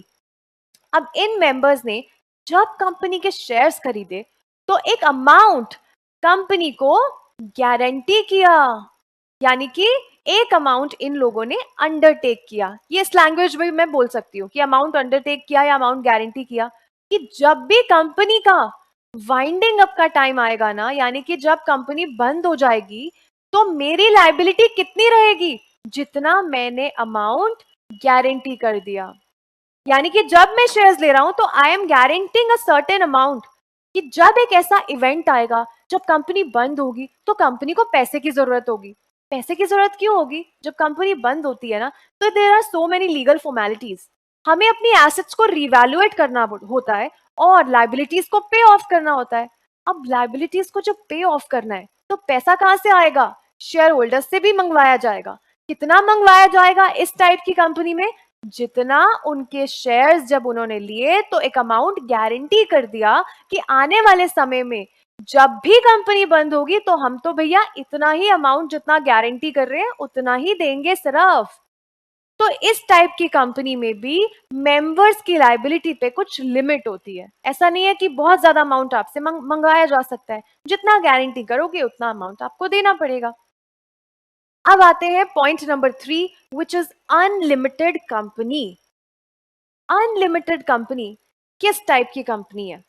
ये एक ऐसी कंपनी है जहां पे एक कंपनी है जिसका नाम हमने लिया PQR लिमिटेड। PQR लिमिटेड ने इस बार शेयर्स इशू किए, ये रहे मेरे मेंबर्स। लेकिन इस तरह की कंपनी में जो मेंबर्स होते हैं उनकी शेयर्स के ऊपर कोई लिमिट ही नहीं होती, उनकी लाइबिलिटी की कोई लिमिट नहीं होती, इन्फिनिटी यानी कि इन्फिनाइट। जब कंपनी को पैसे की जरूरत है तो कोई लिमिट ही नहीं है, मेंबर से कितना भी पैसा ये मंगवा सकते हैं। जब आपका कंपनी में जितना आपने इन्वेस्ट किया है वो पैसा खत्म हो गया, फिर भी आपका पर्सनल गाड़ी, आपका पर्सनल बंगला भी स्टेक पे रह सकता है। इसीलिए कोई नहीं चाहेगा कि इस तरह की कंपनी में शेयर्स इन्वेस्ट करे, क्योंकि उन पर्सन्स की लाइबिलिटी कितनी बन जाएगी? अनलिमिटेड। इसलिए प्रैक्टिकली अगर मैं देखूं तो इस टाइप की कंपनीज मुझे इंडिया में कम मिलेंगी। ओके, तो बेटा लाइबिलिटी के हिसाब से अगर मैं देखूं, on the basis of liability we have 3 types of companies. कौन कौन सी? Company limited by shares, company limited by guarantee and unlimited company. आइए आगे चलेंगे। नेक्स्ट फीचर है कंपनी का perpetual succession. Now what is perpetual succession? ये feature भी हमने कंपनी के बारे में 11th-12th क्लास में ही पढ़ लिया था। आइए रिवाइज करते हैं, ब्रश अप करते हैं, थोड़ा सा एडवांस लेवल का करेंगे। बेटा परपेचुअल सक्सेशन का मतलब है मेंबर्स में कम, मेंबर्स में go, but the company goes on forever. Members आ सकते हैं, मेंबर्स कंपनी छोड़ के जा सकते हैं, लेकिन कंपनी वहीं खड़ी है। कंपनी की एग्जिस्टेंस पे कोई फर्क नहीं पड़ेगा मेंबर्स के आने और मेंबर्स के जाने से। आज एक पर्सन कंपनी का शेयर्स खरीद ले, कल वो अपने शेयर्स बेच दे या किसी और को ट्रांसफर कर दे, बट कंपनी थोड़ी बंद हो जाएगी। तो परपेचुअल सक्सेशन मतलब कंपनी की आइडेंटिटी वहीं के वहीं खड़ी है, मेंबर्स चाहे आए, मेंबर्स चाहे चले जाएं। Separate property is the next feature of company. बेटा सेपरेट प्रॉपर्टी यानी कि कंपनी अपने नाम पे प्रॉपर्टी होल्ड कर सकती है। ये फीचर कंपनी को कौन से फीचर ने दिया है? सेपरेट लीगल एंटिटी वाले फीचर ने दिया है। कंपनी की खुद की पहचान है, इसीलिए अपने नाम पे कंपनी की सेपरेट प्रॉपर्टी भी हो सकती है, चाहे मूवेबल हो चाहे इमूवेबल हो। कंपनी को कोई नहीं रोक सकता। कंपनी को इन मेंबर्स की जरूरत नहीं है प्रॉपर्टी को होल्ड करने के लिए, खरीदने के लिए, बेचने के लिए, यूज करने के लिए। कंपनी के पास खुद की प्रॉपर्टी है और वो कंपनी की ही कहलाई जाएगी। वी कैन नॉट से वो मेंबर्स की प्रॉपर्टी है। Next, transferability of shares. क्या कंपनी के शेयर्स ट्रांसफर किए जा सकते हैं? क्या लगता है आपको? यस, जो शेयर्स का बेसिक नेचर है वो ट्रांसफर होना है, इसीलिए हम बोल सकते हैं कि कंपनी में शेयर्स को आसानी से ट्रांसफर किया जा सकता है। Point number 9, capacity to sue and be sued. जैसे ही आपने कंपनी को कंपनीज एक्ट में रजिस्टर करा लिया, वैसे ही एक कंपनी बन जाती है सेपरेट लीगल एंटिटी, यानी कि खुद की एक पहचान। इसीलिए कंपनी किसी के भी खिलाफ केस फाइल कर सकती है और कंपनी के खिलाफ भी कोई केस फाइल कर सकेगा अगर कंपनी ने कुछ गलत कर दिया। जब हम इंडियन कॉन्ट्रैक्ट एक्ट 1872 पढ़ रहे थे, आपको याद है कि कंपनीज भी कॉन्ट्रैक्ट में एंटर कर सकती थी? यस। तो हमें यह भी पता है कि कंपनीज अगर कॉन्ट्रैक्ट में एंटर कर रही है तो कंपनी केस भी फाइल कर सकती है और कंपनी के खिलाफ भी कोई केस आराम से फाइल कर सकता है। पॉइंट नंबर 10, जैसे कि अभी मैं आपको बता रही थी, इंडियन कॉन्ट्रैक्ट एक्ट। क्या लग रहा है? कुछ जाना पहचाना लग रहा है? क्या हमने ये CSEET में पढ़ा है, लीगल एप्टीट्यूड में? हाँ जी बच्चा, पढ़ा है ना? तो इंडियन कॉन्ट्रैक्ट एक्ट में हमने क्या पढ़ा था? क्या कोई कंपनी कॉन्ट्रैक्ट बना सकती है?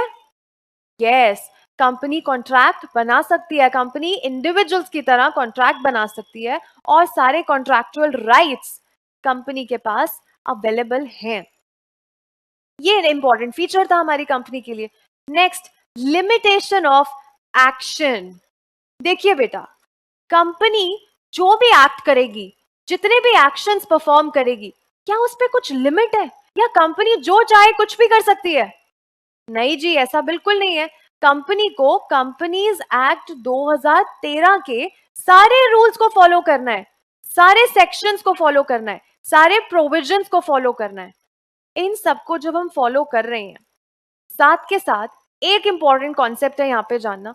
आपको पता है जब कंपनी इनकॉर्पोरेट होती है तो कुछ इंपॉर्टेंट बुक्स, कुछ इंपॉर्टेंट डॉक्यूमेंट्स है जो हमें बनाने पड़ते हैं इनकॉर्पोरेट कराने से पहले ही। उसमें से दो इंपॉर्टेंट डॉक्यूमेंट्स हैं, कंपनी का MOA एंड कंपनी का AOA। MOA stands for Memorandum of Association and Article stands for Articles of Association। बेटा ये दोनों होते हैं आपके चार्टर डॉक्यूमेंट्स। कंपनी बनाने से पहले ही ये दोनों डॉक्यूमेंट्स आपको बनाने पड़ेंगे। तो बेटा कंपनी अभी इनकॉर्पोरेट भी नहीं कर रही, हमने कंपनी के लिए जो इनकॉर्पोरेशन के फॉर्म्स हैं वो भी नहीं भेजे कि आपको पहले ही MOA बनाना पड़ेगा। MOA यानी कंपनी का कॉन्स्टिट्यूशन। जैसे हम लोग सब इंडियंस हैं, इंडियन सिटीजन्स हैं, हमारे लिए कॉन्स्टिट्यूशन बना है।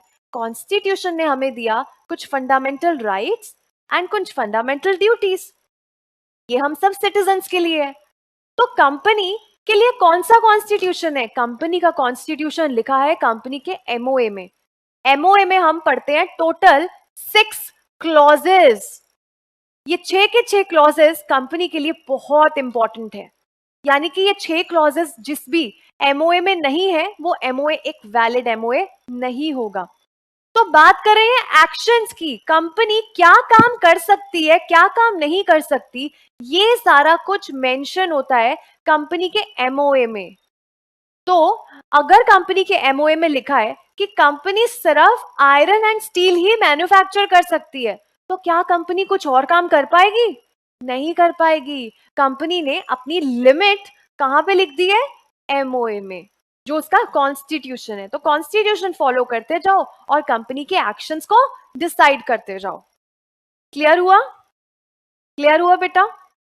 आगे चलेंगे। सेपरेट मैनेजमेंट, ये कॉन्सेप्ट बहुत इंपॉर्टेंट है, आइए इसको जानेंगे।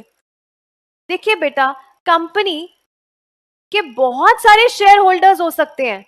कोई शेयर होल्डर्स दिल्ली में होंगे, कोई चेन्नई में होंगे, कोई चंडीगढ़ में होंगे, कोई पानीपत, कोई पटियाला में होंगे। अलग अलग जगह पे कंपनी के शेयर होल्डर्स हो सकते हैं। ऐसा जरूरी है कि शेयर होल्डर जिस जगह पे रहता है हमें वहीं की कंपनी के शेयर्स खरीदने हैं? नहीं, ऐसा तो नहीं है ना। कंपनी के शेयर होल्डर्स जगह जगह पे स्कैटर्ड हैं। तो इनके लिए क्या पॉसिबल है डेली इस कंपनी में आना और कंपनी के काम को संभालना? नहीं, इनके लिए बिल्कुल पॉसिबिलिटी नहीं है इस चीज के लिए। इसीलिए अपने काम को इजी बनाने के लिए और कंपनी चलाने के लिए ये शेयर होल्डर्स अपॉइंट कर देते हैं। किनको? डायरेक्टर्स को अपॉइंट कर देते हैं। बेटा, डायरेक्टर्स क्या करेंगे? कंपनी को रन करेंगे, कंपनी को मैनेज करेंगे डेली बेसिस पे। तो अपनी सहूलियत के लिए इन शेयर होल्डर्स ने मेरे डायरेक्टर्स को अपॉइंट कर दिया। तो इसीलिए मैं कह सकती हूं कि कंपनी की ओनरशिप अलग। शेयर होल्डर्स को क्या बोलते हो? ओनर्स। तो ओनरशिप किसके पास है? Share holders. और डायरेक्टर्स यानी कि जो मैनेज करते हैं कंपनी को, इसीलिए डायरेक्टर्स को हम कह सकते हैं मैनेजमेंट। हमें पता है कंपनी को ओन अलग लोग कर रहे हैं जो शेयर होल्डर्स हैं, और कंपनी को जो चला रहे हैं, जो मैनेज कर रहे हैं, जो डेली बेसिस पे रन कर रहे हैं, वो अलग है। इसीलिए कभी भी चीजें हौच पौच नहीं होंगी, मिक्स एंड मैच नहीं होंगी। तो ये कंपनी का इंपॉर्टेंट फीचर है, सेपरेट मैनेजमेंट। शेयर होल्डर्स अलग है, डायरेक्टर्स अलग है। क्या ये बात आपको क्लियर हुई? आगे चलेंगे। Voluntary association of profits. कोई भी कंपनी का मेन ऑब्जेक्टिव क्या होता है? प्रॉफिट अर्न करना। कुछ कंपनीज ऐसी होती हैं जो अपने प्रॉफिट अपने पास नहीं रखती, अपने प्रॉफिट्स डोनेशन में दे देंगी, अपने प्रॉफिट्स को चैरिटी में दे देंगी। इस तरह की कंपनीज को हम सेक्शन 8 कंपनीज बोलेंगे। क्या बोलेंगे? Section 8 companies. ये कंपनीज कभी भी अपने प्रॉफिट अपने पास नहीं रखेंगी, चैरिटी कर देंगी, डोनेशन कर देंगी। लेकिन बाकी सारी कंपनीज, कोई पब्लिक कंपनी हो, प्राइवेट कंपनी हो, it can B small company, it can be a foreign company, सबका मेन मोटिव क्या है? प्रॉफिट कमाना। अब वो प्रॉफिट का जो पार्ट होता है वो हम किसको दे देते हैं? कुछ हम संभाल के रखते हैं रिजर्व्स में और कुछ डिस्ट्रीब्यूट कर देते हैं शेयर होल्डर्स को डिविडेंड के रूप में। तो ये सारी कुछ चीजें हैं जो हम इस पर्टिकुलर पॉइंट में पढ़ते हैं। वॉलेंट्री एसोसिएशन ऑफ पर्संस अपनी मर्जी से प्रॉफिट को संभाल सकते हैं। अगर आपको चाहे, आप नॉट फॉर प्रॉफिट ऑर्गेनाइजेशन बना रहे हैं, मीन सेक्शन 8 कंपनी बना रहे हैं, तो अपने प्रॉफिट्स को चैरिटी में डाल दीजिए। लेकिन अगर आप दूसरी तरह की कंपनी बना रहे हैं तो आप अपने प्रॉफिट्स के साथ क्या करेंगे? आप उनको डिस्ट्रीब्यूट कर देंगे और आने वाले कुछ सालों के लिए रिजर्व में डाल देंगे, और कुछ यूज करेंगे आप प्रोडक्शन करने के लिए, आप अपना बिजनेस को रन करने के लिए। ठीक है, आगे आता है point number 14, which is termination of existence. This termination word, इसका क्या मतलब है? टर्मिनेशन वर्ड का मतलब है खत्म हो जाना, कैंसल हो जाना। अब कंपनी एक बार जब बेटा हमने बनाई, तो बनाई थी ना, तो बहुत सारी लीगल फॉर्मेलिटीज थी, जैसे कि हमें इनकॉर्पोरेशन के फॉर्म्स भरने पड़े थे। बेटा, हमारे पास 3 तरह के इनकॉर्पोरेशन फॉर्म्स थे। पहला spice form 32, spice form 33 and spice form 34। ये 3 तरह के फॉर्म आपको भरने पड़ते हैं जब आप कंपनी को इनकॉर्पोरेट करते हैं। तो क्या जब आप कंपनी को टर्मिनेट कर रहे हैं, कंपनी को बंद कर रहे हैं, तो आपको कोई फॉर्मेलिटीज नहीं निभानी पड़ेंगी? नहीं। तो ये कंपनी का फीचर है। जिस तरह से आपने कंपनी बनाई, you have followed so many legal formalities, and when you are terminating the company, जब आप वाइंडिंग अप कर रहे हो, तब भी आपको बहुत सारी फॉर्मेलिटीज निभानी पड़ेंगी। ओके ऐसे नहीं कि आज बस बंद करने का मन है तो कंपनी बंद कर दी। So there are so many formalities, there are so many forms and though so many things which you have to do for winding up a company as well. क्या ये कुछ आपको फीचर्स क्लियर हुए? ठीक है, तो अभी हम चलेंगे नेक्स्ट स्लाइड पे।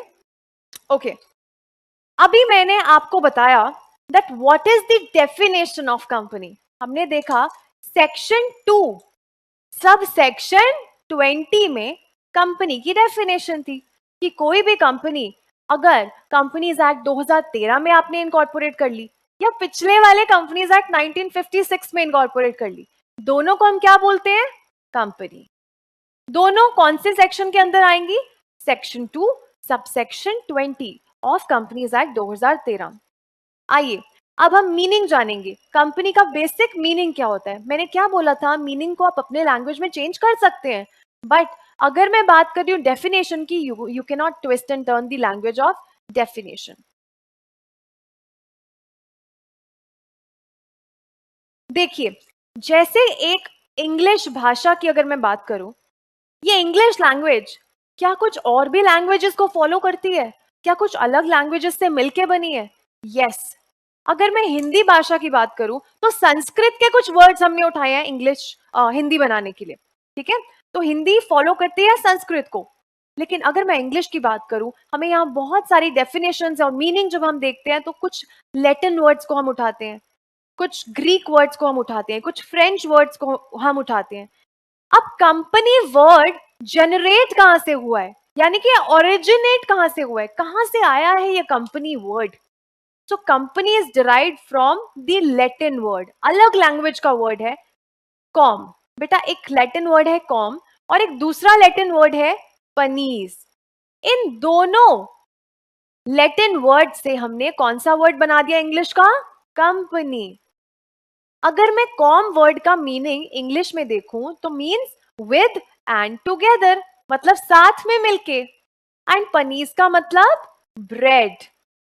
सो अगर मैं इनको कंबाइन कर दूं, कॉम प्लस पनीस, कंपनी, यानी कि विद और टुगेदर, साथ में मिलके। क्या हम लोग ब्रेड खा रहे हैं? नहीं। ब्रेड क्या होती है? Basically bread is considered as a meal. तो साथ में मिलके जब कुछ लोग बिजनेस कर रहे हैं और प्रॉफिट कमा रहे हैं, यानी कि मील्स कमा रहे हैं, इसी को हम बोलते हैं company. So it originally referred to an association of persons, यानी कि कुछ लोग मिलके हैविंग देयर मील्स टुगेदर, और we can say earning the profits together. अगर हम नॉर्मल लैंग्वेज में बात करें, कंपनी डिनोट्स एसोसिएशन। बेटा एसोसिएशन वर्ड का मतलब होता है जब कुछ लोग ग्रुप बनाते हैं और फॉर्म कर लेते हैं।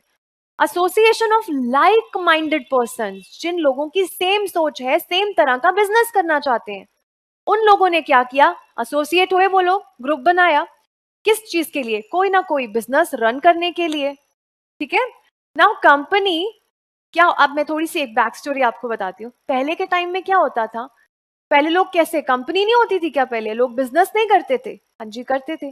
पहले क्या होता था, ये जो फेस्टिव गैदरिंग्स होती है ना, जैसे कि कुछ फेस्टिवल्स होता है, कुछ लोग मिलते हैं, रिलेटिव्स मिलते हैं, फ्रेंड्स मिलते हैं, जब ये फेस्टिवल गैदरिंग्स होती थी तब ये सब लोग मिलते थे और बिजनेस की बातें किया करते थे। बट अभी क्या है, बिजनेस थोड़े लॉन्ग रन में हम लोग अगर बात करें तो बिजनेस बहुत ज्यादा वास्ट हो गया है, बहुत ज्यादा फॉर्मेलिटीज हैं कंपनी के लिए जो हमें निभानी पड़ती हैं। अब वो फेस्टिव गैदरिंग्स को हम फॉलो नहीं कर सकते, इसीलिए अब क्या करते हैं, कुछ लोग एसोसिएशन यानी कि ग्रुप बनाते हैं और बिजनेस साथ में रन करते हैं। बिजनेस करने का मेन मोटिव क्या है? प्रॉफिट कमाना। इस हिसाब से ये लोग प्रॉफिट कमाते हैं। So company is a corporate body and a legal person, चाहे आर्टिफिशियल लीगल पर्सन ही है तो लीगल पर्सन।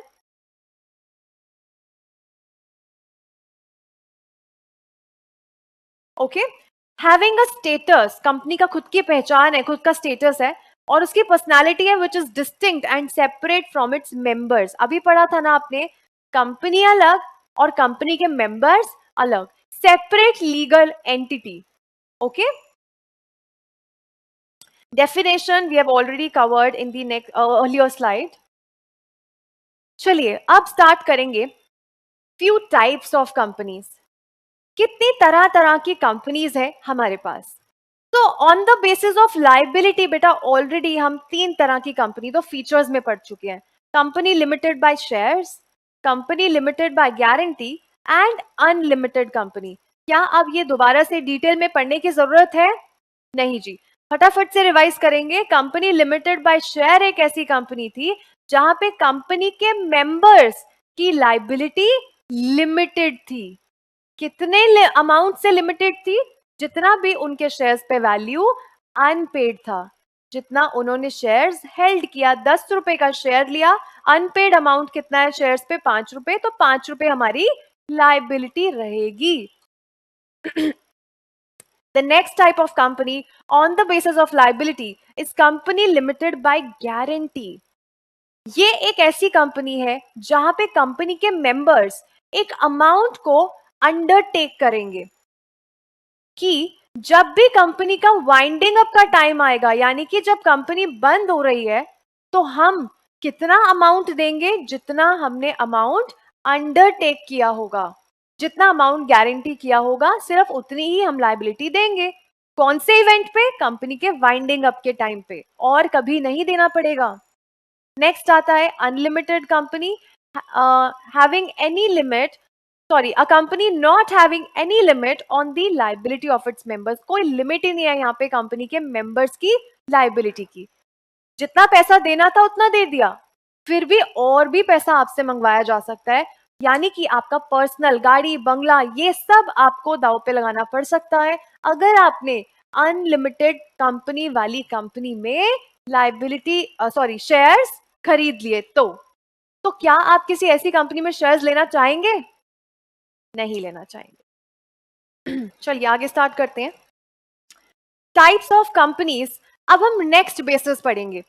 तो guys on the basis of number of members के हिसाब से अगर मैं बात करूं, तो again we have 2 types of companies. On the basis of liability 3 तरह की कंपनी थी. Now on the basis of members we have 2 types of companies. The one is public company and the other one is private company. ये terms तो आप already सुन के आ चुके हैं, लेकिन अब हम इसको डिटेल में पढ़ेंगे कि क्या होती है एक प्राइवेट कंपनी, क्या होती है एक पब्लिक कंपनी. पब्लिक कंपनी की डेफिनेशन तो बहुत इजी है. जब आएगी तो आपको थोड़ी सी फनी लगेगी कि इतनी छोटी सी डेफिनेशन है पब्लिक कंपनी की. अभी पढ़ेंगे प्राइवेट कंपनी की डेफिनेशन. Section 2 subsection 68. कौन से एक्ट को हम रेफर कर रहे हैं? Companies act 2013. कंपनीज एक्ट 2013 के सेक्शन 2 सबसेक्शन 68 में प्राइवेट कंपनी की डेफिनेशन मेंशन है. आइए देखते हैं क्या होती है प्राइवेट कंपनी. तो प्राइवेट कंपनी एक ऐसी कंपनी है जहां पे minimum paid up share capital कितना होगा? जितना एक्ट में प्रिस्क्राइब किया जाएगा. जितना कंपनीज एक्ट 2013 में आपको बोला है कि जितना आपको प्राइवेट कंपनी बनाने के लिए minimum paid up share capital रखना है, उतना आप रख सकते हैं.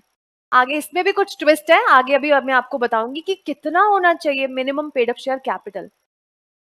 प्राइवेट कंपनी बेटा एक ऐसी कंपनी है जिसके आर्टिकल्स, यानी कि आर्टिकल्स ऑफ एसोसिएशन में ये तीनों पॉइंट्स मेंशन्ड हैं.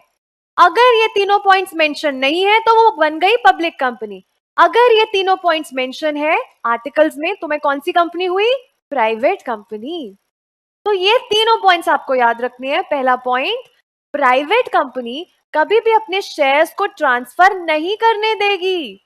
प्राइवेट कंपनी के शेयर्स ट्रांसफर नहीं हो सकते, उनके ऊपर रिस्ट्रिक्शन होती है. बेटा वैसे तो शेयर्स की नेचर ट्रांसफरेबल होती है, बट जो प्राइवेट कंपनी अगर रिस्ट्रिक्शन डालना चाहे तो अपने आर्टिकल्स ऑफ एसोसिएशन. अब बोलेंगे आप मैम आर्टिकल्स क्या होते हैं? आर्टिकल्स ना कंपनी की रूल बुक है. कंपनी चलाने के लिए कंपनी खुद अपने लिए कुछ रूल्स सेट करती है, और वो सारे रूल्स कहाँ पे मेंशन करेंगे? आर्टिकल्स ऑफ एसोसिएशन में. तो अगर प्राइवेट कंपनी आप रिस्ट्रिक्शंस डालना चाहते हो तो आप डालो रिस्ट्रिक्शन. आर्टिकल्स में मेंशन कर दो दैट इस कंपनी के जो भी शेयर्स हैं वो ट्रांसफर नहीं कर सकते. एक पर्सन दूसरे पर्सन को ट्रांसफर नहीं कर पाएगा. Point number 2, except in case of 1% company, इसके ऊपर भी मैं अभी बात करूंगी. Private company limits the number of members to 200, यानी कि एक प्राइवेट कंपनी है, मैक्सिमम कितने लोग यहाँ पे शेयर्स ले पाएंगे? 200. मैक्सिमम मेंबर्स कितने हो सकते हैं? ओनली 200. बट यहाँ पे ऊपर वाली लाइन में लिखा है accept in case of 1% company. हम तो प्राइवेट कंपनी की डेफिनेशन पढ़ रहे हैं, तो क्या 1% कंपनी भी प्राइवेट कंपनी की तरह है? यस, 1% कंपनी भी प्राइवेट कंपनी की तरह ही होती है, लेकिन 1% कंपनी में मैक्सिमम मेंबर 1 होगा, इसीलिए इसको 1% कंपनी बोला जा रहा है. 1% वाली प्राइवेट कंपनी को छोड़ के बाकी सारी प्राइवेट कंपनीज में मैक्सिमम मेंबर्स कितने हो सकते हैं? 200. ये सेकेंड रिस्ट्रिक्शन है कंपनी के लिए, प्राइवेट कंपनी के लिए. Point number 3, private company prohibit करती है, यानी कि मना करती है कि कंपनी, इस तरह की कंपनी कभी भी पब्लिक को इनवाइट नहीं करेगी शेयर्स को सब्सक्राइब करने के लिए. नॉर्मली क्या होता है, पब्लिक कंपनीज क्या करती है, बड़े लेवल पे एडवर्टीजमेंट करती है. जब एक पब्लिक कंपनी को शेयर्स इशू करने होते हैं तो बड़े लेवल पे एडवर्टीजमेंट्स कैसे होती है? प्रोस्पेक्टस इशू होते हैं. प्रोस्पेक्टस यानी कि बड़ा आई कैची डॉक्यूमेंट जो हमें अट्रैक्ट करता है आपकी कंपनी के शेयर्स खरीदने के लिए. अब जब आप कॉलेज में जाते हैं, कहीं पे भी एडमिशन लेने, आपको मिलता है ना एक प्रोस्पेक्टस, कॉलेज की एडवर्टीजमेंट होती है उससे. वैसे ही कंपनी जब शेयर्स इशू करती है तो शेयर्स की एडवर्टीजमेंट के लिए प्रोस्पेक्टस इशू करती है. उसमें शेयर्स से रिलेटेड बहुत इंपॉर्टेंट इंफॉर्मेशन रहेगी, जैसे कि कितने का शेयर है, आपका पिछले साल की जो ट्रेंड चल रहा है आपके नेट प्रॉफिट का, कंपनी क्या बिजनेस करती है, इंपॉर्टेंट चीजें जो हमें अट्रैक्ट करेगा इस कंपनी के शेयर्स खरीदने के लिए.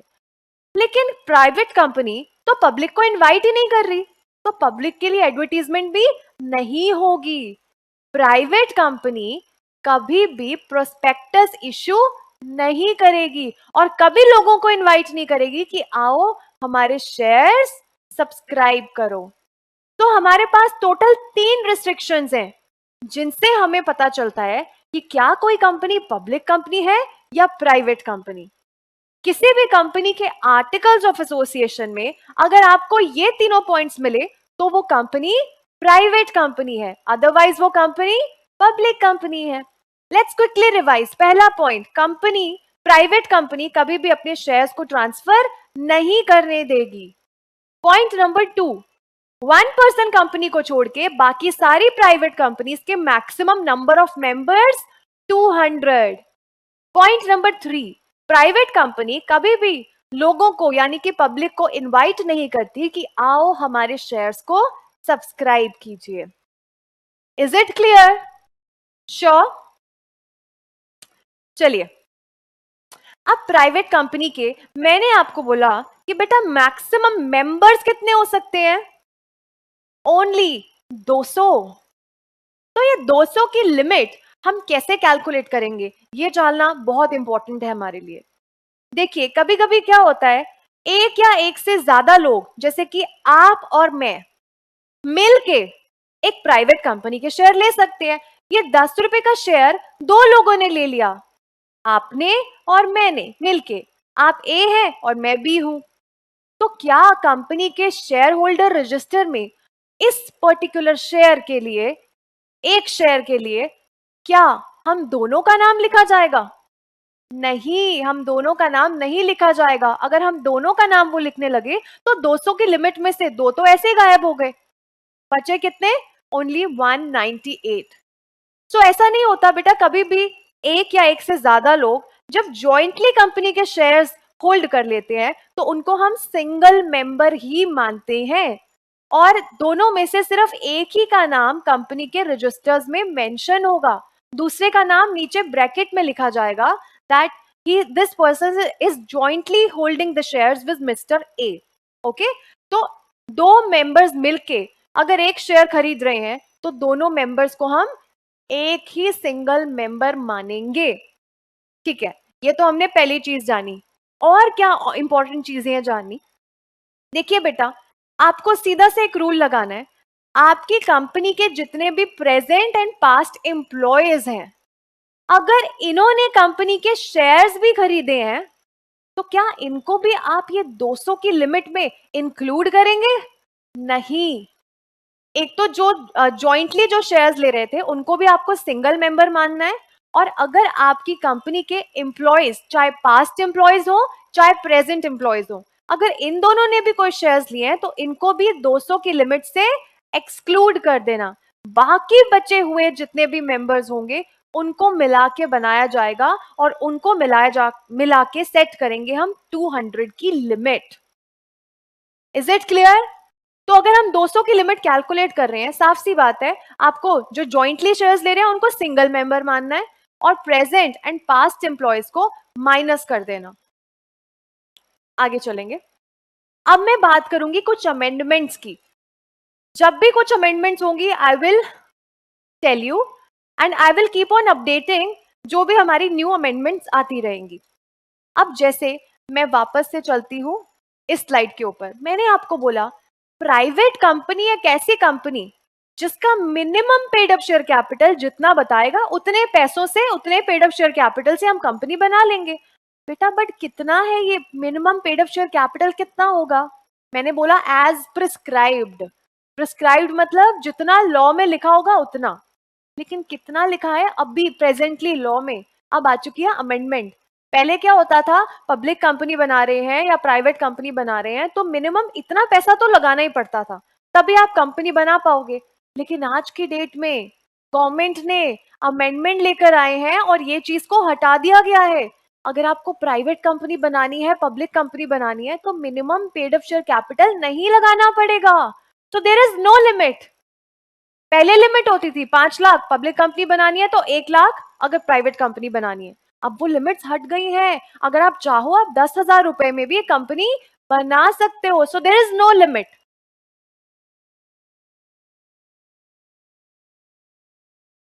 हाँ जी, तो the requirement of having minimum paid up share capital shall not apply to section 8 company. Okay, यानी कि जो कंपनी चैरिटीज करती हैं, जो कंपनी डोनेशन करती है, उन कंपनीज के लिए ये minimum paid up share capital की रिक्वायरमेंट हट गई है।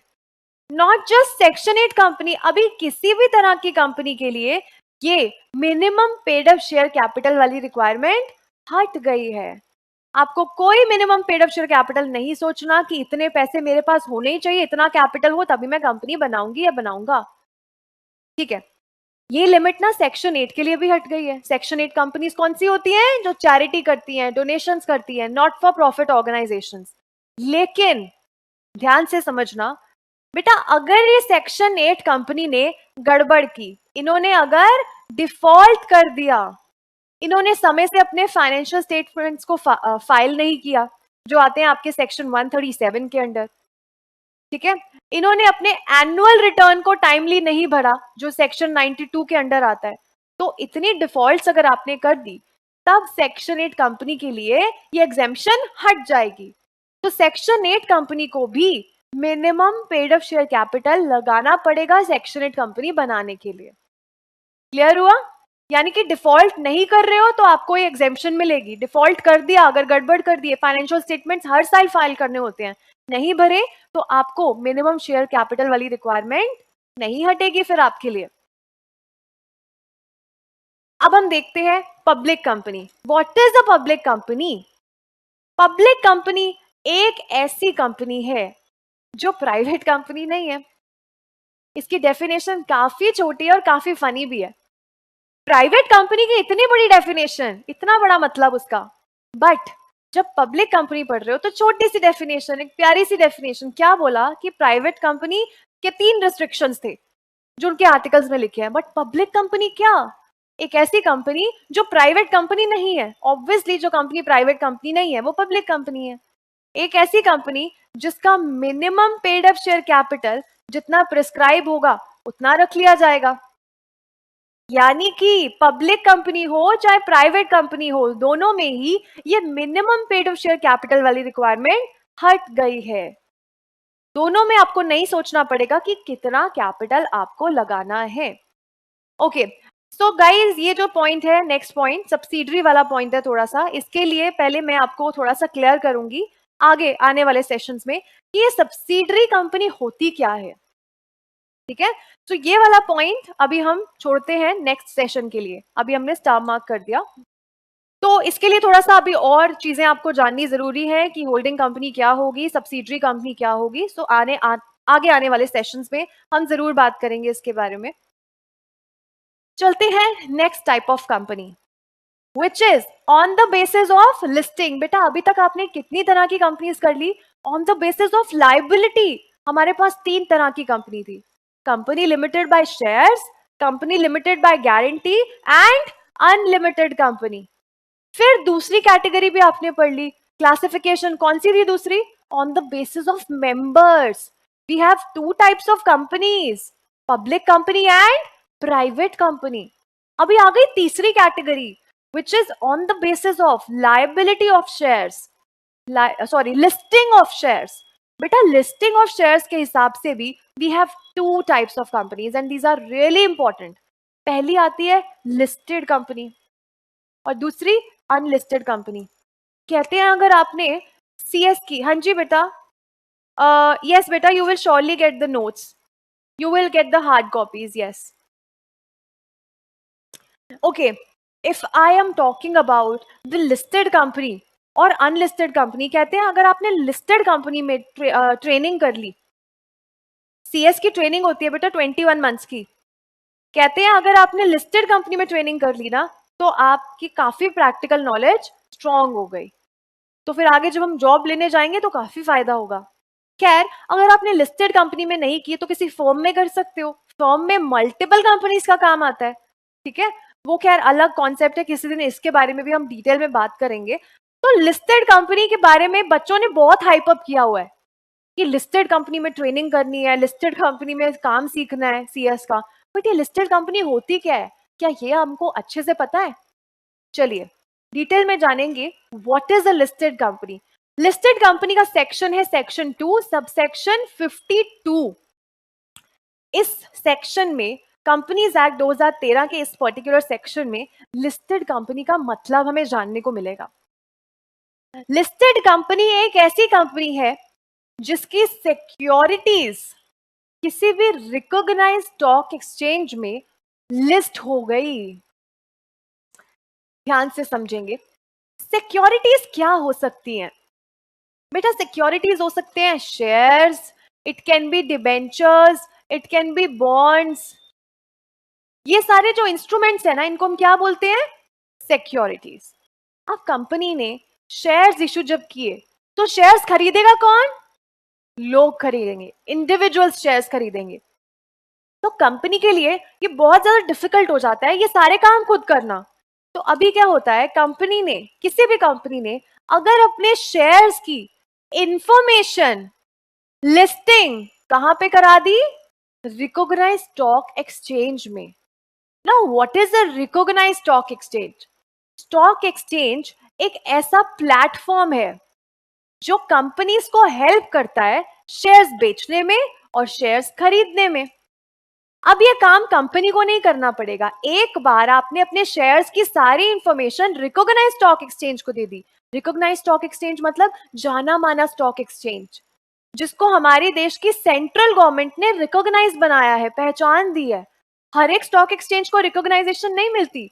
हमारे पास कौन से रिकॉग्नाइज्ड स्टॉक एक्सचेंज है? We have NSE, national stock exchange, and another one we have BSE, Bombay stock exchange. बेटा ये 2 स्टॉक एक्सचेंजेस के जो मैंने नाम लिखे हैं ये दोनों रिकॉग्नाइज्ड स्टॉक एक्सचेंज है।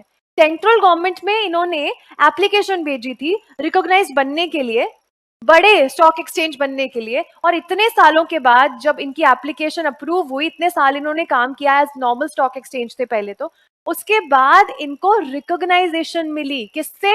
सेंट्रल गवर्नमेंट से। अगर कोई भी कंपनी ने इन दोनों स्टॉक एक्सचेंज में अपने शेयर्स की लिस्टिंग करा दी तो उस कंपनी को हम क्या बोलेंगे?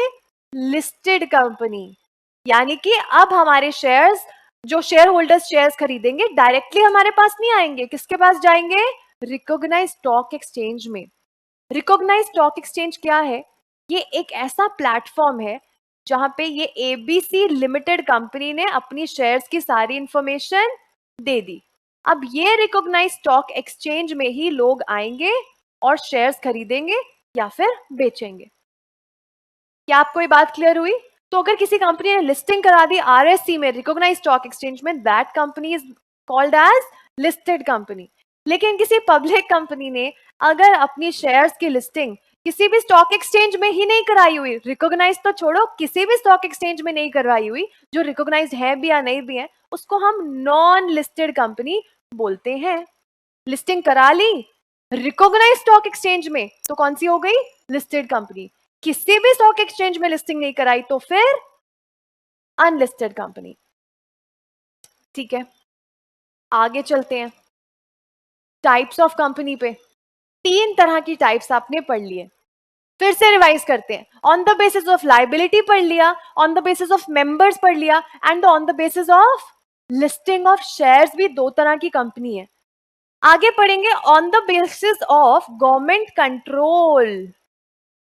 गवर्नमेंट यानी कि गवर्नमेंट का आपकी कंपनी के ऊपर कितना इंटरफेरेंस रहेगा। क्या गवर्नमेंट हमेशा इंटरफेयर करती रहेगी आपकी कंपनी के ऊपर या नहीं करेगी? गवर्नमेंट कंट्रोल यानी गवर्नमेंट के कितने शेयर्स होंगे आपकी कंपनी के ऊपर।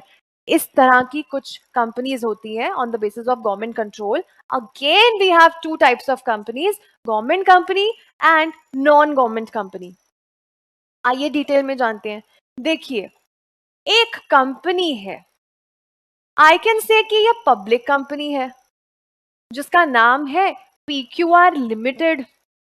अब ये जो PQR लिमिटेड है ना, इसमें शेयर्स किसने ले लिए? गवर्नमेंट ने ले लिए। कितने शेयर्स ले लिए गवर्नमेंट ने? मोर देन 50%, यानी कि 51% शेयर्स अगर इस कंपनी के सिर्फ गवर्नमेंट ने ही ले लिए तो ये कंपनी कौन सी कंपनी मानी जाएगी?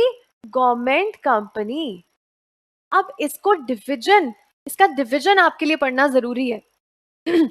अगर इस कंपनी ने शेयर्स इशू किए, 49% शेयर्स तो पब्लिक ले रही है, दूसरी कंपनीज ले रही है, लेकिन 51% शेयर्स अगर गवर्नमेंट ने ले लिए, बेटा कौन सी गवर्नमेंट हो सकती है? या तो सिर्फ सेंट्रल गवर्नमेंट, या फिर सेंट्रल गवर्नमेंट किसी स्टेट गवर्नमेंट के साथ मिलके सिर्फ 51% शेयर्स ले रही है, या फिर स्टेट गवर्नमेंट दूसरी स्टेट गवर्नमेंट्स के साथ मिलके 51% शेयर्स ले रही है। तो इनमें से कुछ भी हो सकता है। यहाँ पे आप और वर्ड देख रहे हो, या तो सेंट्रल गवर्नमेंट, या सेंट्रल गवर्नमेंट स्टेट गवर्नमेंट के साथ मिलके, या बहुत सारी अलग अलग स्टेट की गवर्नमेंट मिलके। नहीं, अकेली स्टेट भी ले सकती है दूसरी स्टेट गवर्नमेंट के साथ मिलके, या सेंट्रल गवर्नमेंट के साथ मिलके। ठीक है, तो इन जो ये आपने कॉम्पोजिशन देखी है, इससे हमें पता चलता है अगर गवर्नमेंट ने आपकी कंपनी में 51% ऑफ शेयर्स खरीद लिए तो वो गवर्नमेंट कंपनी बन जाती है। अब नॉन गवर्नमेंट कंपनी कौन सी है? जहां पे किसी भी गवर्नमेंट ने, ईदर ऑफ द गवर्नमेंट, ना तो सेंट्रल गवर्नमेंट ना ही स्टेट गवर्नमेंट ने कोई भी शेयर होल्डिंग वगैरह नहीं ली आपकी कंपनी में, तो you are a non government company. है ये नॉर्मल कंपनी, पब्लिक कंपनी हो सकती है, बट गवर्नमेंट ने अगर शेयर्स नहीं लिए तो you will call your company as non government company.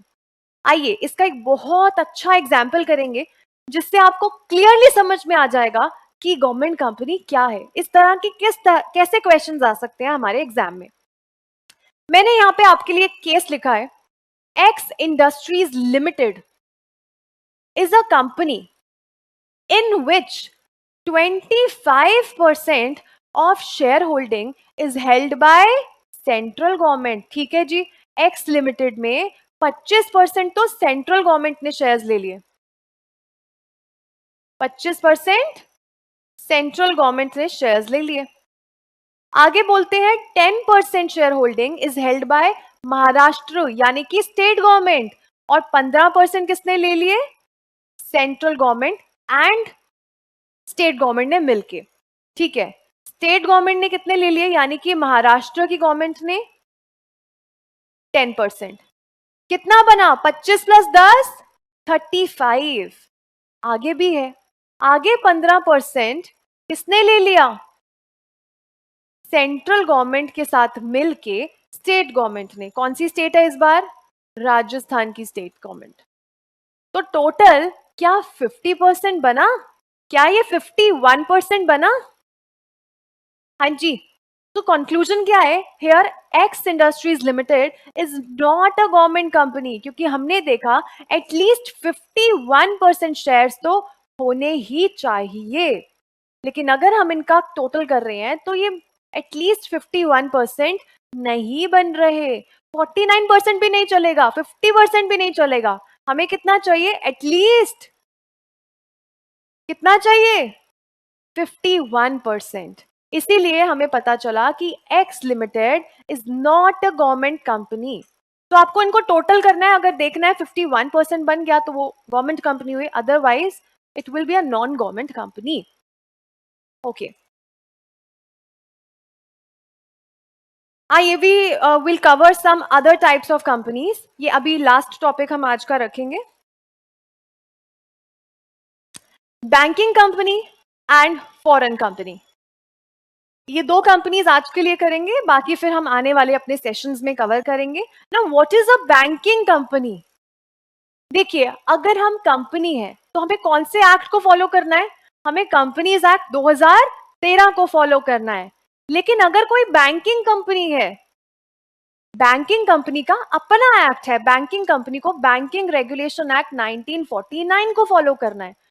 तो कोई भी कंपनी जो section 5 sub section C of banking regulation act के अंडर बनी है, तो वो कंपनी बैंकिंग कंपनी हो गई। छोटी सी कॉम्पैक्ट सी डेफिनेशन है आपके सिलेबस में, ठीक है, और ज्यादा डिटेल में आपको नहीं करना।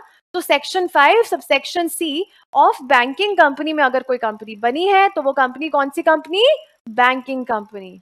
और कोई कंपनी अगर कंपनीज एक्ट 2013 या 1956 में बनी है तो वो नॉर्मल कंपनी हो गई। It can be a public company और प्राइवेट कंपनी। चलिए नेक्स्ट करते हैं foreign company, which is the last topic of today's session. अब देखो, हमें बहुत बार सुना है इंडिया की कंपनी है या बाहर की कंपनी है, तो कैसे पता चलेगा कि किसी कंपनी को हम फॉरेन की कंपनी बोल रहे हैं? आइए, फॉरेन कंपनी एक ऐसी कंपनी या बॉडी कॉर्पोरेट हो सकती है which is incorporated outside India. India से बाहर अगर उसका इनकॉर्पोरेशन है, यानी कि रजिस्टर्स और जो फॉर्म्स भरे थे वो इंडिया से बाहर भरे हैं, तो वो कौन सी कंपनी हुई? Foreign company. देखिए, अभी सिर्फ ये पॉइंट नहीं है डिसाइड करने के लिए कि फॉरेन से बाहर रजिस्टर हुई है, there are some other points as well जो हमें पता लगाने हैं फॉरेन कंपनी है या नहीं है। अगर उस कंपनी को आपने इनकॉर्पोरेट तो फॉरेन में किया है, यानी कि इंडिया से बाहर किया है, बट उसका प्लेस ऑफ बिजनेस इंडिया में है, इंडिया में कोई ना कोई प्लेस ऑफ बिजनेस है, आपका कोई भी ऑफिस आप रन कर रहे हैं, चाहे अपने एजेंट की हेल्प से, चाहे फिजिकली खुद से, या फिर किसी इलेक्ट्रॉनिक मोड में भी अगर कोई प्लेस ऑफ बिजनेस यहाँ पे इंडिया में है, तो हमें पता चल गया कि वो फॉरेन कंपनी है। इनकॉर्पोरेटेड बाहर है लेकिन इंडिया में प्लेस ऑफ बिजनेस है। या फिर दूसरा पॉइंट आता है, conducts any business activity in India. India में कोई भी बिजनेस का काम अगर हो रहा है किसी भी तरीके से, इन एनी मैनर, तो हमें पता चल गया वो फॉरेन कंपनी है। In short, foreign company incorporated बाहर लेकिन प्लेस ऑफ बिजनेस इंडिया में, या फिर कोई बिजनेस एक्टिविटी अगर इंडिया में है तो वो फॉरेन कंपनी है। इनकॉर्पोरेशन बाहर, काम यहाँ पे। तो यहाँ पे अगर आपका छोटा सा ऑफिस भी है या फिर ऑनलाइन कोई भी ट्रांजेक्शन अगर आपकी इंडिया में हो रही है, देन यू विल से कि वो फॉरेन कंपनी है। Is it clear? Are you sure? So I hope आज की क्लास में आपको अच्छे से समझ में आया हो। This is the intro class. तो आगे जो हमारी कंपनी लॉ की जर्नी रहेगी वो और बहुत ज्यादा अच्छी रहेगी। जैसे जैसे हम अपने चैप्टर्स कंप्लीट करते जाएंगे, हर चैप्टर के बाद हम एक टेस्ट कंडक्ट करते रहेंगे। इससे डेली बेसिस पे आपकी प्रिपरेशन होती जाएगी। हर चैप्टर के हम खत्म होने के बाद उसके केस स्टडीज डिस्कस करेंगे, कुछ इंपॉर्टेंट क्वेश्चंस करेंगे, जो लास्ट ईयर के क्वेश्चंस है वो भी हम क्लास में काफी बार डिस्कस करते रहेंगे। सो इस तरह से हम अपनी प्रिपरेशन करेंगे। एंड मेरी क्लास का एक छोटा सा रूल है, जो भी आज आप क्लास में पढ़ रहे हैं आपको नेक्स्ट डे वो एक बार रिवाइज करके आना है, ताकि जब हमारा सिलेबस से सपोज 5वें और 6ठे चैप्टर पे पहुंच गया तो आपके लिए वो काफी न्यू ना हो, आप डेली बेसिस पे उसके रिविजन कर रहे हैं। क्योंकि अभी क्या है, कंपनी लॉ का सिलेबस वास्ट है, अगर हम साथ साथ प्रिपरेशन नहीं करेंगे तो एंड में हमारे लिए बहुत बर्डन फील होगा और काफी चीजें न्यू लगेंगी। सो इट्स वेरी इंपॉर्टेंट कि आप लोग डेली बेसिस पे जो भी हम कर रहे हैं उसको बस उतना ही रिवाइज करके अगर मेरी क्लास में आ जाए तो I am telling you, I am assuring you कि हम बहुत अच्छे मार्क्स कवर कर लेंगे। ठीक है, बहुत बच्चों को डर भी लगता है कंपनी लॉ में, बट आई डोंट थिंक कि इसमें डरने की जरूरत है। मैं इसको बहुत ईजी बनाने वाली हूँ और बहुत ही इंटरेस्टिंग वे में हमारे लेक्चर्स रहेंगे। ठीक है, let's wind up the class. If you guys have any doubts please let me know. जो ऑनलाइन स्टूडेंट है प्लीज लेट मी नो अगर आपकी कोई डाउट है, and offline student please let me know.